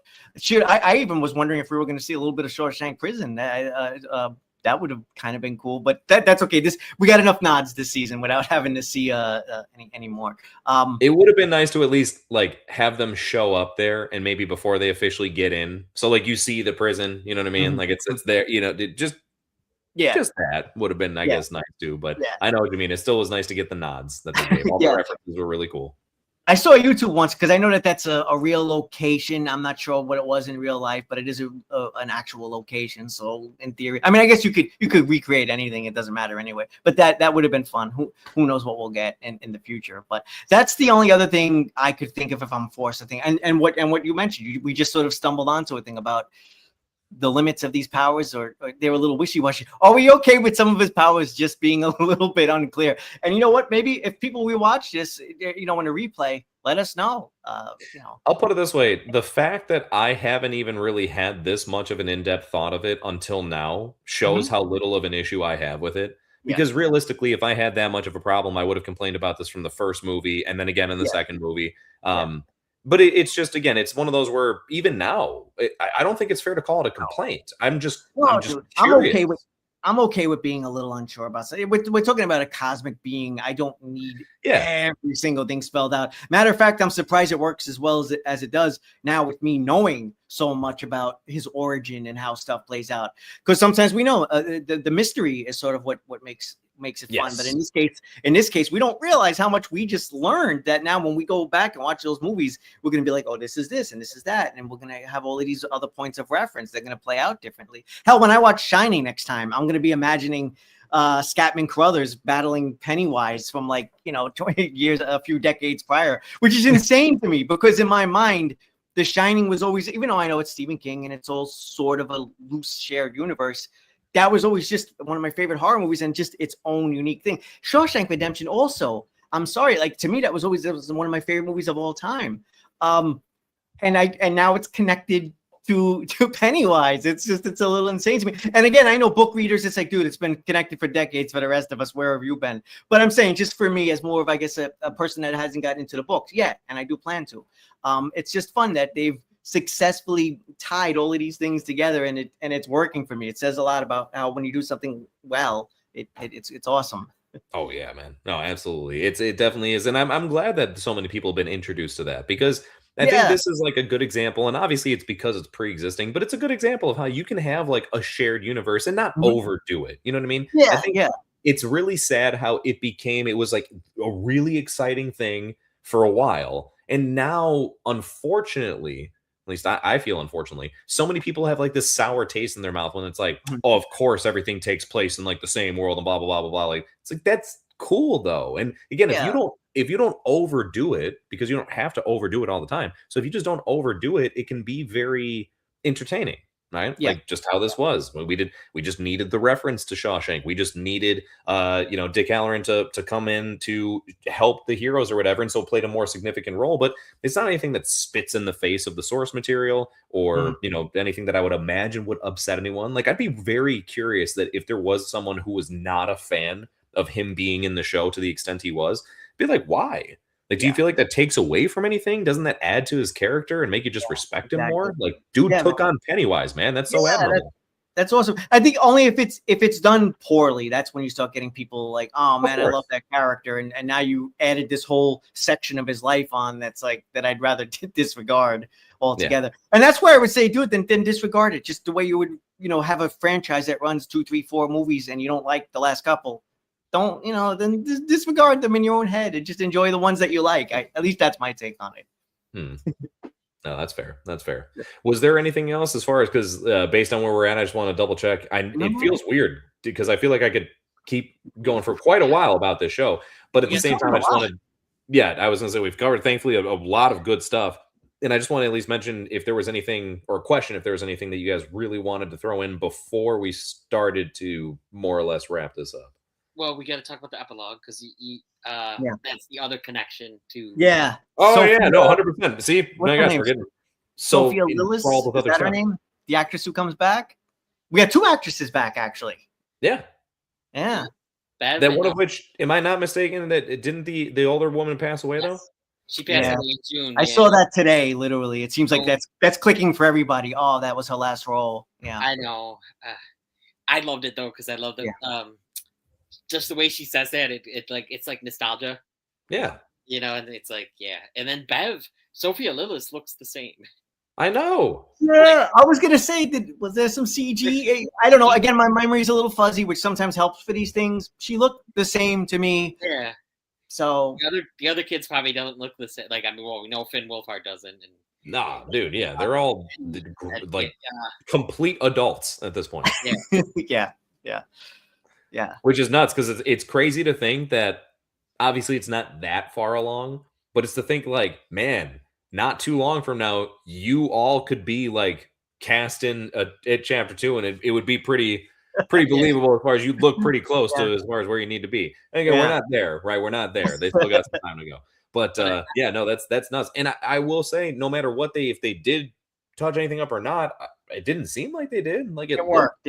Either way, it worked. Yeah. Yeah, that was really crazy. That was so crazy. I thought it was cool enough. Honestly, I was just happy enough with seeing old Ingrid because I'm like, oh my God, it's the old woman from It Chapter 2. Like, that's so cool to see them fully bring it together like that, and then like step into that room and I love that she didn't even say anything. But just to have her there and like see how that's kicking off, right? And how it was 26 years later. So it's like right before it comes back. You know what I mean? We even got the text. We even got the little text where it said like chapter 1 or something, right? Welcome to Derry chapter 1. Yeah, it was Welcome to Derry chapter 1. Okay. Gotcha. Yeah. And then that's right. And then we got text that said, like you said, 26 years later, right? That's sort of like right. So they're basically or 1988. I forget how they did it. They said they gave a date or something like that. They said 1988, but 26. Okay. Yeah, 1988, but 26 years later, right? And then so anyway, but yeah, the whole point is they were implying that this is right before Pennywise comes back again, and I just love that it's like, oh, geez, and that's what kicks. Maybe again they were like basically trying to say that's what kicks things off.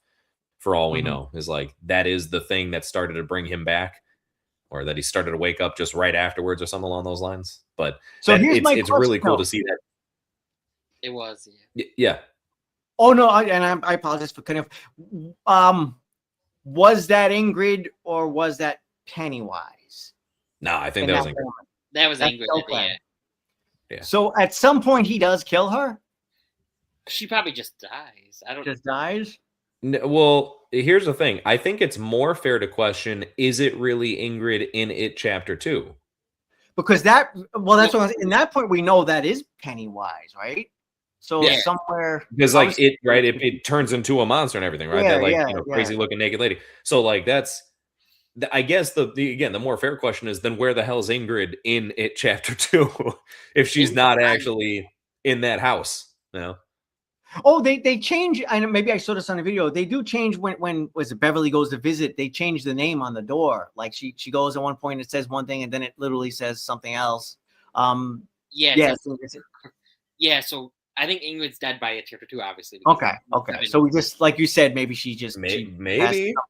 But now, if anything, it clarifies why he takes that form, with Beverly, because now we have more of a seed for it, right? Because here she, because she showed up at this dramatic moment in this young girl's life, and now here she is many years later.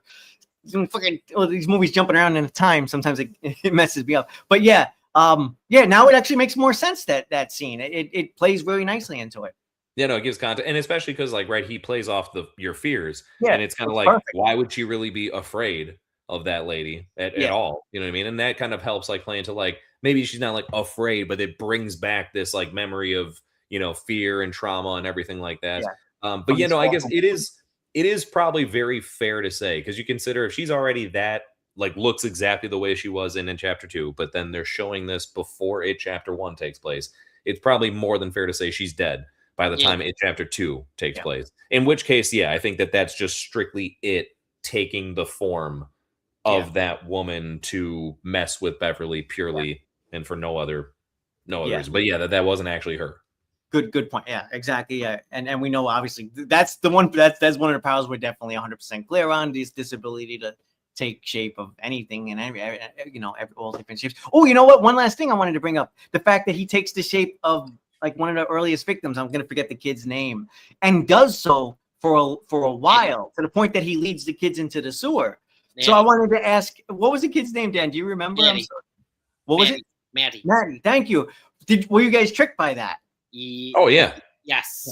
I was for a second I did think, hey, wait a minute, but then You know- then they lured me in. Like the way he came out the tent was very Pennywise with his hand. Yeah, on the- Yeah. But then I still was like, maybe Maddie is alive. Yeah, no, I mean they did it just believably enough, right? Like there was a couple of large hints, right? In retrospect, it's easy to say, "Oh man, that was so obvious." But when you're watching it for the first time, I think they did a really good job of keeping it like, I don't know, right? Like I would easily expect everyone to suspect something is off, as I think, right, we all did. But I for sure was definitely surprised at the final reveal, like to say like no, it's definitely like it was Pennywise the whole entire time. Because yeah, there was at least different moments where it just seemed genuine, but that just proves as far as how it as a character is so good at luring you in, making you feel like everything's okay for just a moment before it pounces, and then and because of that I kept getting that vibe for the rest of the, for episodes that came after it, where you'd get a character and it seems like they're somewhat helpful, or maybe, and it's like, well, wait a minute, is that Pennywise now? And he's just doing the same trick again. I was getting that feeling with, is it Hank? I feel bad. I keep messing up there. I was getting that feeling a little bit when Hank came into it, but then I was like, well, wait a minute, no, that doesn't make sense. But the point is that him showing that power and that ability, like, just another thing to sort of put me on edge. When Ronnie was on the phone with Will. But then it turned out it was Pennywise. So right, it's a great example of you never really know, and I think that's something that, funny enough, I don't even really think many people make too much of a point of that, of the fact of you never really know if anyone is who they say they are, technically speaking, in that show. You know what I mean? Yeah. Obviously, they don't do it too much. I think that's why it works so effectively, right? It's not like at every turn it was Pennywise. Oh, it was Pennywise. Oh, it was Pennywise. But it's just enough, right? Like that phone call that you mentioned there, Dan. Just the whole Maddie thing, right? Just these little tiny moments where he like tricks you into thinking he was somebody else, only to then pull that reveal. But the Maddie stint was the longest, if I'm not mistaken, that we've ever seen. The thing. Yeah, that was him. Like, that wasn't just some very obvious, weirdo off to the side, like giving a smile while some horrible thing is going on. You're like, oh, well, that's Pennywise, and he's watching things go on. Or like you said, it's like he's like the phone call thing where you see it come. This was like this extended period of time where he's playing a part. Yeah, kind of creepy, very creepy. Oh yeah, no, 100%. And it just makes you wonder why, or if he does that even more than we realize. And they made it. So Phil, I think, was the taller kid's name that died in the first episode. There was a theory that he was actually still alive, even though we see him like get smashed against the glass or whatever. Because when Lily, is her name Lily?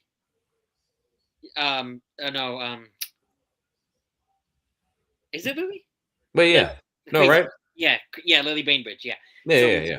I just didn't know who you were trying to think of, but I was like, I'm guessing you got to be talking about it if you're saying it again. For Clara, was that the girl's name, the character's name? You mean?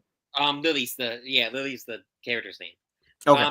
She was in the grocery store and you saw the cereal box with Phil and the other kid. And only the other kid was zombified. So that kind of fed into when Maddie, as Pennywise, told them that Phil was still alive. It could be believable that Phil was still alive. Because we didn't see him zombified on the cereal box. Which makes you just feel, though, like, since the only reason that we saw the other kid zombified on the cereal box was because clearly it put it there, right? It's like that wasn't an actual thing. So I feel like to further keep its own plan going, it purposely probably didn't make the other kid look like a zombie to like run with its plan. So like, hey, if these kids, believe Maddie, they'll be like, oh yeah, remember that cereal box? And he'd be like, yeah, what did that cereal box say, right? And like, you just know he's the one that made it look like that, because again, the only reason they saw any kid as a zombie is because it made that pop up. Yeah, and was Phil one of the ghosts in the ghost graveyard scene? That I don't remember. I did not like that scene, by the way. That was the cheesiest moment of the entire show. Yeah, and like I get what they were going for, but everyone was dropping the camera. They wanted everyone to get a picture, and then everyone was dropping the camera. Then the next person would get it. My friends call it Scooby. It's like Scooby Doo, kind of. Like yes, it was. It felt very Scooby Doo like. Yeah. Well, even just the visuals, I have like next to no complaints about the visuals throughout. But I feel like in that scene, maybe I don't know, a little more work. It just even visually, it felt And a little like the skeleton man needed more work, I think, too. okay, yeah. Andy Muschietti's not the best at CGI, I don't think. Yeah. But for the most part, all of it worked pretty But darn. that's funny to say because it's not Andy Muschietti doing the CGI work. You know what I mean? You hire people to do this. So Yes, it's just like, does he just have a team that doesn't know what they're doing and he just refuses to hire anybody else? Or yeah, you know? Yeah. And then it makes you wonder, is it even his choice? Because like, dude, we tend to forget, like, you know, he decides a lot, of course, but he's just the director of the show. And yes, he's an executive producer too, but like it's Warner Brothers and HBO, you know what I mean, that like are making decisions. And I could easily see where they'd be like, maybe Andy Muschietti's like, hey guys, this team, like, you know, they could do a really great job on this. And they're like, yeah, but these people are going to do it for cheaper, so we're going to go with them. Yeah. You know what I mean? Again, I think that we're overestimating in some circumstances, like for this particular type of thing, maybe how much pull Andy Muschietti has. Like, I don't know if I can really knock him for having bad CGI. I get it, right? We can think of, but the Flash. Okay, but it wasn't him that did the CGI on the Flash either. He's just directing the movie and just trying to make it look as good as he can. I'm sure he was probably pissed off with how it looked also. Yeah, but coincidentally, all his movies and shows have. Right, but again, like he's not the CGI artist is all I'm trying to say, right? Yeah, like Dune, Dune, you know, Warner Brothers did Dune, so I feel like they could definitely. Sure, but that doesn't mean that everything that they've done is good, right? I'm just you can't like we can pull up many like I could be like, but dude, HBO's done Game of Thrones. Yeah. Okay. It's like it's yes, they have great production value on there. That doesn't mean they have great production value on every single thing that they do. In this case, usually HBO does. Oh yeah, no, usually they definitely do. But this was just a poor example of that, if you will. But again, I just my only point there was I just don't blame that directly on Andy Muschietti. I mean, granted, he has like a final say, you know. So I would say like, well, I didn't hear what you said. What? No, never mind. No, anyway, yeah, it's just again, it's just he's just not the CGI artist. Is again all I was trying without being overly repetitive, but just like saying like, yeah, it's coincidental for sure, but I blame the people that are doing the CGI more than him. Well, yeah, no, I don't mean to blame him. You had to put a general term on, you know, like I don't know. You put. I don't know. Just tell us more why you hate Andy Muschietti. I'm just no, but yeah, I still see right again. It is coincidental nonetheless, right? And it's definitely weird, and it's weird because it's the only part that I feel like stands out pretty awkwardly. Granted, there are some things that they make Pennywise do, like when he gets stuck with the teeth open, things can look a little funny. You know what I mean? A little wonky or whatever. But at least that's still pretty well done. I think for the most part, a lot of the CGI was mostly well taken care of. Again, some moments where it's a little. What about the eyes thing? What do you guys think of the eyes thing? Of what, Pennywise eyes? No.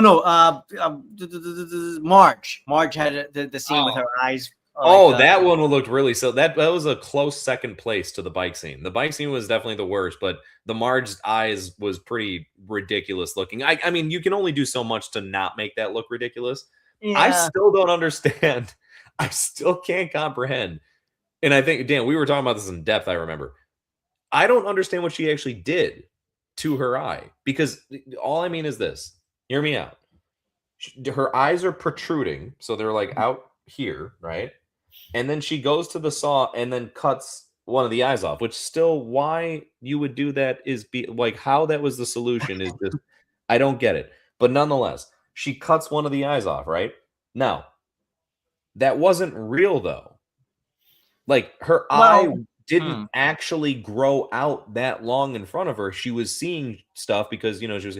So, like, what part of her eye did she actually cut? Yeah. Well, I guess that gets into the area about when Pennywise is creating these illusions, and he's making you, and what in this case, it's like, let's just say what it is he's making your eyes, you know, extend out.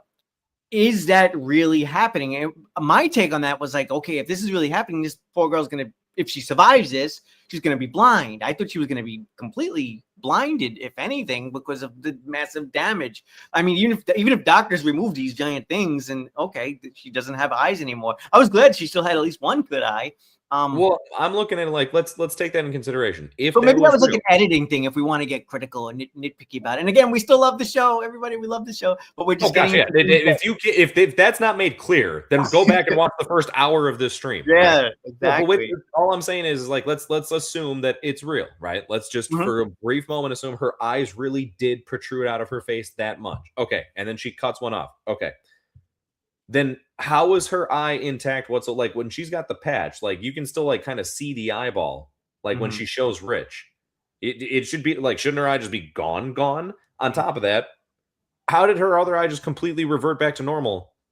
Like it was no big deal, right? Like without any sort of, I don't know, I guess after effect. Like if that really did happen, you think that there'd be something. I'm not too sure. It's tough, but I just feel like if it really did happen, it seems very tough to try and believably piece together. Like, yeah, no, she actually did cut her eye off. I don't know. It's weird to try and explain out loud because it's weird to think about. Yeah, it's tough to think like, what did you actually cut? Like I don't. Well, it also leads into another part of the scene that we were talking about in the chat, and I guess that's one good thing about having this stream now is we can catch up on all the things we've sort of loosely mentioned over the last few weeks or whatever, however long it's been. Where the aftermath of that, right, was oh my God, is it Lily standing over? Lily Bainbridge, Clara Stack. Oh, I'm sorry, Lily standing over with the knife, and it's seeming like, oh my God, she's gonna be sent back to the institution now, right? And we were talking like, hey, why did we push things in that direction, and then we just backed off on that because we left off on a cliffhanger. I was like, oh man, this poor girl's gonna go back now. She's gonna be framed. And I think I was saying in the chat, well, I guess you can just say that she was trying to help. She didn't do this. She wasn't trying to kill her. And dude, like nobody ever questions her about it. I think Dan said it best was that it was just a cliffhanger. I'm sorry, I don't want to put words in, but is that what it wasn't though? He went back and rewatched it. He knows what I mean. Yeah, it was like it was actually like at least 20 minutes before the end. Oh, okay. Thank you. Yeah. So, and again, we've all only seen these episodes once. To be fair, now, granted, we did go. Oh no, I've seen the first 5 twice. Oh, we did a rewatch. Even better. The first 5. I'm gonna watch 6, 7, and 8 soon. Oh, nice. Oh, it's definitely worth rewatching. Yeah. Yes. Yeah. Yeah. I agree. It's like, and also my other thing was, well, maybe they didn't go to characters that would notice that or care about that, but they do. They go to other. I want to say they go to someone that would definitely mention it. You know, it'd be like, oh, today at school. Yeah. Yeah, it's really, and here's the thing. Not only is it not addressed really again in that episode, for the rest of the show, it's just like, this just happened. That's Derry. Yeah, I told him she didn't do it, and like that was it. You know, we didn't see that. We didn't see her. Yeah, right. I know, yeah, and I mean, don't be wrong. It's not that they don't address it whatsoever. They just barely address it. Like again, especially not in that episode, and it just doesn't seem like with how things were treated prior to that happening. Right. That's why we were left with this looming feeling of, dude, she's going back to the crazy house. Yeah. We all talked about that. Like, so to just do nothing was funny. Which I wish they did, like, because she already went back. It would have been repetitive if she went back again. And then that's true. Yeah. That's what made it hit even harder. Was that feeling like, oh shit, she's going back now? She's going back and she's not getting out. Yeah. That's what made it hit even harder.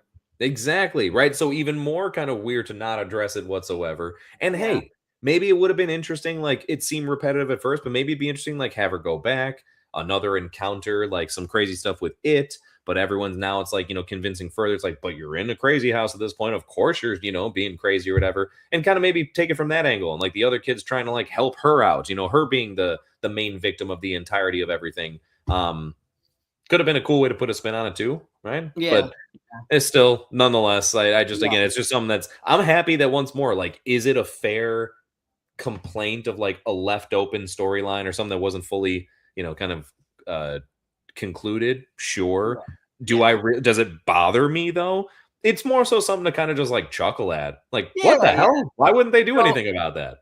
Yeah. Like, so in the end, we end up with like, we have the lights with the dead lights where we talk about like how much does that affect people. We have this bus thing where it's like I'm a little unclear of how the bus was stopped, and we have this thing with the eyes and that aftermath. That's like in the whole package. Those are all like little things that we either didn't think of when we were watching them, or we're just Nitpicking. nitpicking right now on the purposes of the stream for the purposes of what I think is a pretty fun little discussion. Yeah. Yeah. Oh, I have one big thing we didn't mention. Oh, Because Jace, we actually talked about this, I believe. The power of the dagger. Because remember, I said when we first Lily was really overreacting with that dagger, and they didn't like say that was a side effect of it. But then we find out in the finale, the farther it gets from wherever, it can make it's trying to pull them back. I thought that was pretty interesting, and then and it was weird though, because like it just says it pulls them back, like it doesn't want to leave, but to influence the behavior of the person that's holding it was an interesting thing to like add into there for sure. Yeah. The whole shards of that, I feel like that's something I hope is also, how we said like they don't have to explain everything, and it's true, they don't. But I would love to know more of that, because what it makes it pretty clear of is that thing, since it can harm it, is clearly not just like its ship that it took to get here and it crash landed. That was like a prison. So that's what I said. Yeah. Yeah. So like something clear, and this is even actually I double checked like from the books that they mention this, like how it was like crashed to Earth. So like it was something must have imprisoned it, and then it was just like, get the hell out of here, and then it ended up landing on Earth and then breaking free and being like, all right, let me try and wreak my havoc here or whatever. So I'm just kind of curious. And I know that starts to get into like really, really kind of like heavy sci-fi stuff that I could see where maybe some horror fans are like, all right, I just wanted to see Pennywise fuck up some kids. But I would be curious, and I'd be very interested as far as to kind of like, I don't know, find out more details about like, dude, what happened? Who imprisoned it? How did that go down? And did they send it to Earth on purpose, or was it just like a get out of here and it just happened to land here? I don't know. Yeah, one of those, obviously. But I feel, they definitely wanted to imprison it. And then it reminded me of Superman 2 when they have General Zod in that like glass mirror thing. And then he gets out like that. Like they just wanted to imprison General Zod. And then, but like this, they just wanted him away from them. They didn't care where he landed, or they were hoping he didn't crash land anywhere and it never broke. Yeah, no, that's fair. Yeah. And that'd be more than acceptable. You know what I mean? But yeah, it's kind of interesting to think. I do like that. You know what I mean? That it is such an incredibly menacing presence, but it's not invincible. You know what I mean? It's something where it's like, if it'll be really difficult, sometimes nearly impossible, but like technically speaking, you can manage to beat it. Yes. Which I'm super curious as far as how they're going to continue to pull that off in the next couple of seasons, though. Especially, I guess I also wonder how much they're even going to that time travel stuff we mentioned from earlier, and like him being conscious in almost all periods of time simultaneously. I wonder how much they're even going to dabble within that. Like, I'm sure it's going to influence future seasons, but I'm also sure they don't want to overdo it. Like, I don't think he's going to consistently make references to like season 1 in the midst of season 2. And hold up photos, like literally. Yeah, exactly. When people like me who are like, thank you, it's been a couple of years. That's very helpful. Right, yeah. Just be like, in case I would love it if he just like at that point, if they're gonna go that far, just have him turn to the camera, break the fourth wall, and just be like, on the last season of Welcome to Derry. This one's for you, Anthony, who just watches fucking Twilight Zone all the time. And then just go on with the reference. Okay, now I remember. Thank you. Please go on with your TV show. Thank you, Mr. Wise. Oh gosh. Yeah. You're actually the ancestors of these kids here. Remember them from season 1? Let me check my notes. I do remember that. Thank you. Oh gosh. I'll put it this way. I mean, again, it feel like we covered a lot, and I hate it because I almost feel like there could be so much more to cover today. But here's the thing: if we wanted to continue chat about it at some point, I don't see why that's got to be such a bad thing. But at the moment, anyway, do you guys, as far as want to throw anything else out there? No, Dan, you first. Yeah, I was pretty covered. I had all my nerdy notes, and we knocked through it and thought of a bunch of other fun stuff along the way. Yeah, I liked the lamp thing in the first episode, the creepy, all the faces. That was all I wanted to say. That I liked that, and I liked like the different forms he took. But Yeah, no, and I'm glad they gave that some spotlight too. Like as much as we all wanted to see Pennywise, at the end of the day, I'm glad that they are not making people uh feel as though that's the only form he takes. yeah, You know. Yeah. And Yeah. I will say I think actually it's kind of better that they keep doing that to some degree because there are still people. Like I was talking to somebody when I was introducing the show to them and I was trying to convince them to watch it and I mentioned that I was like, look, I'm sorry, I don't mean to spoil anything, but like Pennywise is not in the first episode because the show had just started at that point. And they were like, "Oh, why would you say that? Now I don't even want to watch it." And I was like, "Well, it's still in there, Yeah. but Pennywise isn't." And they Yeah, didn't know what I was talking about. Oh God. Like I had to explain. I was like, so Pennywise is just a form that it takes. So again, I like the fact that this kind of keeps that, through and through, and that we do still see some like really other creepy imagery aside from just Pennywise, who is also very creepy in here. yes, Yet another fun thing about this character that you could get so creative and horrific with it by creating all of these different forms and shapes and nightmare fuel. yeah. And do you think in the first season we're actually gonna see Bill Gray like get attacked in the forest? Bob Gray. Bill. Yeah, Bob. You think Bob Skarsgård's going to want to come back for the? No, no. We just see the bloody handkerchief, right? We don't get to see that moment. I was actually surprised we saw what we saw at all. I thought we were going to wait for the first season for that, but I did like. I will say before, I liked how Pennywise like uses, himself to lure kids in, but then it used a kid to lure, Bob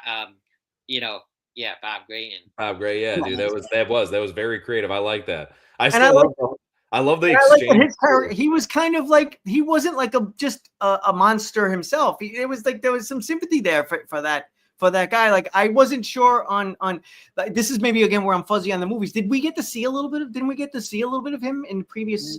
In one scene. There was one brief scene in the movie. Okay. Where it didn't explain at all who he was. You know what I mean? It was just, but it was Bob Gray, and he's like putting the makeup on. But like as he's putting the makeup on, like he starts like ripping his face off or something. Okay, It was more Pennywise as Bob Gray. Yes, exactly. And whereas this was the real guy, and I thought he was pretty sympathetic, if anything, with the daughter, and then he lost his wife, and the show that they put on. Yeah, he was. Yeah. And then we also see the picture of Bob Gray and his daughter. We see that in it chapter 2, I believe. Yeah, exactly. But again, there's very little reference to it. Like Ingrid mentions, as far as like when Beverly's visiting, she's like, my father was in the circus and blah, all that type of stuff. Yeah. But yeah, there's just not too many dots connected from the films. Yeah. It definitely connects a lot more. And Dan, I'm right there with you. I was definitely surprised that they showed this in the first season. I thought it was cool, obviously, but I also thought, I was like, isn't this what like season 3 is gonna be? Like, and so I was very confused in that regard. And I do wonder like if they're just gonna simply revisit and then explore it more. You know what I mean? Yeah. I mean, I think they have to. That seems like it's inevitably what it leads to anyway. But it just does almost seem like, then why beat yourself to the punch, right? Like, why did you do that now if that's what the show as a whole is supposed to lead to? I think maybe they did it to lend to the backstory of the daughter a bit more and flesh out where she came from, because that made her a little bit more sympathetic to me. At least to me, that's why it was in there.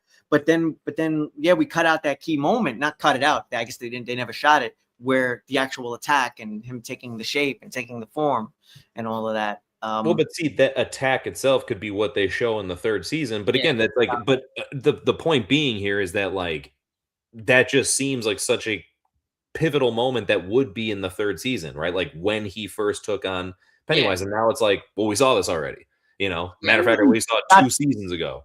Not fully though. Like we don't see the moment in the woods. We just see but like, what happens though. Sure, we don't see him down, but like everybody knows. You know what I mean? Like you could be right. All I'm saying is maybe there'll be more to it that we don't know about. I don't know how much more there could be to it. Like why this shape, and why did he become so enamored is a bad word. Why this shape in particular? Was it just we know the importance and relevance because the shape of the clown, was able to he was able to recognize that, like, oh wow, look at how it brings all the kids. The kids see the dancing clown, and it brings all the kids very easy. I guess he was having a tough time drawing victims in prior to that, and then he caught this guy. But we still don't know why this guy, so specifically in this identity and this persona. I'm glad he picked the persona. It's an awesome persona, but do we really know why? Well, no, I think I don't think it's any deeper than that, honestly. Okay. I just feel like it's and even in the books, like or the book, I'm sorry, it just basically explains like that's his whole mindset is just, hey, this lures in kids more easily, and like that's that. And you know what I mean? Okay, so there isn't something. I was wondering if maybe there was something maybe more to it. And again, you mentioned the book, so if it's in there too, then and that's what it says, then. I just find it hilarious that it's okay. So like he takes the form of the clown, right? But then but you're also this monstrosity version of the clown, right? With this enormous mega mind size head, with like cracks and crevices, like, you know, or whatever. And like you look scary. Your eyes are this glowing yellow, like a, you know, hungry wolf in the night. You're drooling constantly. It's just hilarious because like, so you're doing this to lure kids in, right? Are you sure you're doing what you want to be doing here? Because it doesn't seem like he's an alien. Give him a break. All right. Oh yeah, no, 100%. That's why I think it actually. That's the logic I piece to it too. Is like he just, you know, he doesn't know organically like, oh, I don't look like welcoming. I think he's like, I just look like the clown, you know, like. But I think like it's hilarious that okay, so you take on this look to luring kids, and you're like the creepiest fucking clown that could exist. It's true. I mean, and I think if you think about it, like for many people, probably their introduction to Pennywise was probably seeing him in the sewer, right? And in the first chapter 1, and even there, just off the bat, this was like only level 1, but he's completely disturbing right off the bat. The voice, the eyes, everything about it. It's just like, first of all, he's in a sewer, so there's that fact. Mommy, there's a clown in the sewer and he wants me to come play with him. I don't know. I love it. Anyway, I don't care. I love it. Yeah, no. At the end of the day, I still hope that even if we do kind of revisit that exact moment and explore, you know, more, I would hope. But that's more than fine. I still thought it was weird. Like I didn't expect to see it in the first season, but still, again, excited to see how it plays out. If anything, maybe just maybe things will play out slightly differently, given the fact that we now understand that he can somewhat fuck with time, I don't guess mess with time, but like he's aware that there is a future that he's either lived through or knows about or whatever the case is, and that could perhaps influence his actions on the past, like we kind of already hinted at. But maybe that will specifically do something to the moment of when he became Pennywise, or I don't know. Well, with all that being said, I'm sure that, again, there's probably way more. I guarantee the moment that we stop this, we're going to come up with 50 other things that we forgot to mention there. And again, if another discussion is to be had, sometimes we don't have to like title it a Welcome to Derry show. We could just have like a stream, and it just so happens we have some Welcome to Derry talk in there, or you know, anything else for that matter. But at least at the moment, I feel like this was a pretty damn successful conversation there, boys. Yeah, man. Perfect for 2 hours. Thank you guys. I needed this. Yeah, no, I think we all did. This was definitely something we've been talking about it. Normally, a lot of times we maybe like we'll keep our opinions reserved, but that's usually for movies. You know what I mean? Where it's like, hey, we don't like. It's not a 2-month dragged out thing where we're keeping our opinions from each other. But this, with week by week, I'm glad that we were kind of at least letting each other know where we stood and everything like that. But this was nice because we have yet to talk about it to this extent altogether. Yeah, we didn't share our finale thoughts either before this. Yeah. Like I wasn't sure if you guys were going to be like, it didn't quite stick the landing. I'm glad to hear that it did for the most part. And Oh yeah, no, absolutely, man. Like that's something where this is like other shows take notes, if you will. You know what I mean? Because it's not like, again, this goes back to what I said towards the beginning of the stream. It's annoying to have to preface with, it's not perfect. Nothing is, as I had said before, but like it is really well done, man. It's just a very, very fulfilling, satisfying finale. And I'm so happy that they like managed to do that after being so good all the way through and through. And I'm stoked for season 2. Yep.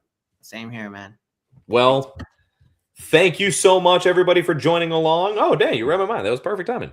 Because I was going to shout out to the fact of if you have been watching this at all or still watching it now, again, just aside from thanks for being here for all this, make sure you subscribe if you haven't already. You know, what are you doing hanging out with us all this time and not even subscribing, right? Because guess what about that? If you subscribe, you can hang out with us even more. Because when we keep doing this, you can be going back. Maybe you can share your opinions and thoughts within the comments. And then guess what? Believe it or not, we will actually talk about said opinions of yours from time to time, right? And be able to engage within the conversation ourselves. Also, follow us over on Instagram as well, so you can make sure to stay up to date with what's going on and when we have more streams or videos coming up of sorts.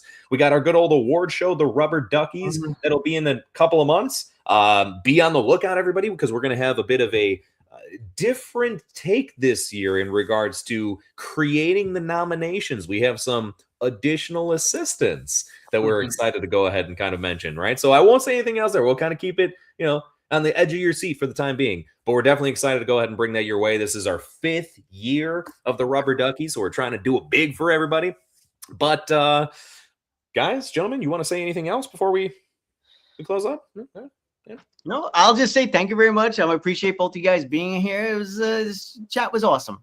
Thank you very much. And to those watching in the replay, thank you very much for checking us out. Absolutely. Yeah, Dan, got anything? No, I definitely just echo everything that you guys just said. It's thank you. I'm glad we got to talk about the show. I'm glad we all liked it a lot. Absolutely. Yeah. And on that note, one final thank you to Bill Skarsgård. I cannot thank you enough for choosing. This is going to sound ridiculous, but Ray, here we go.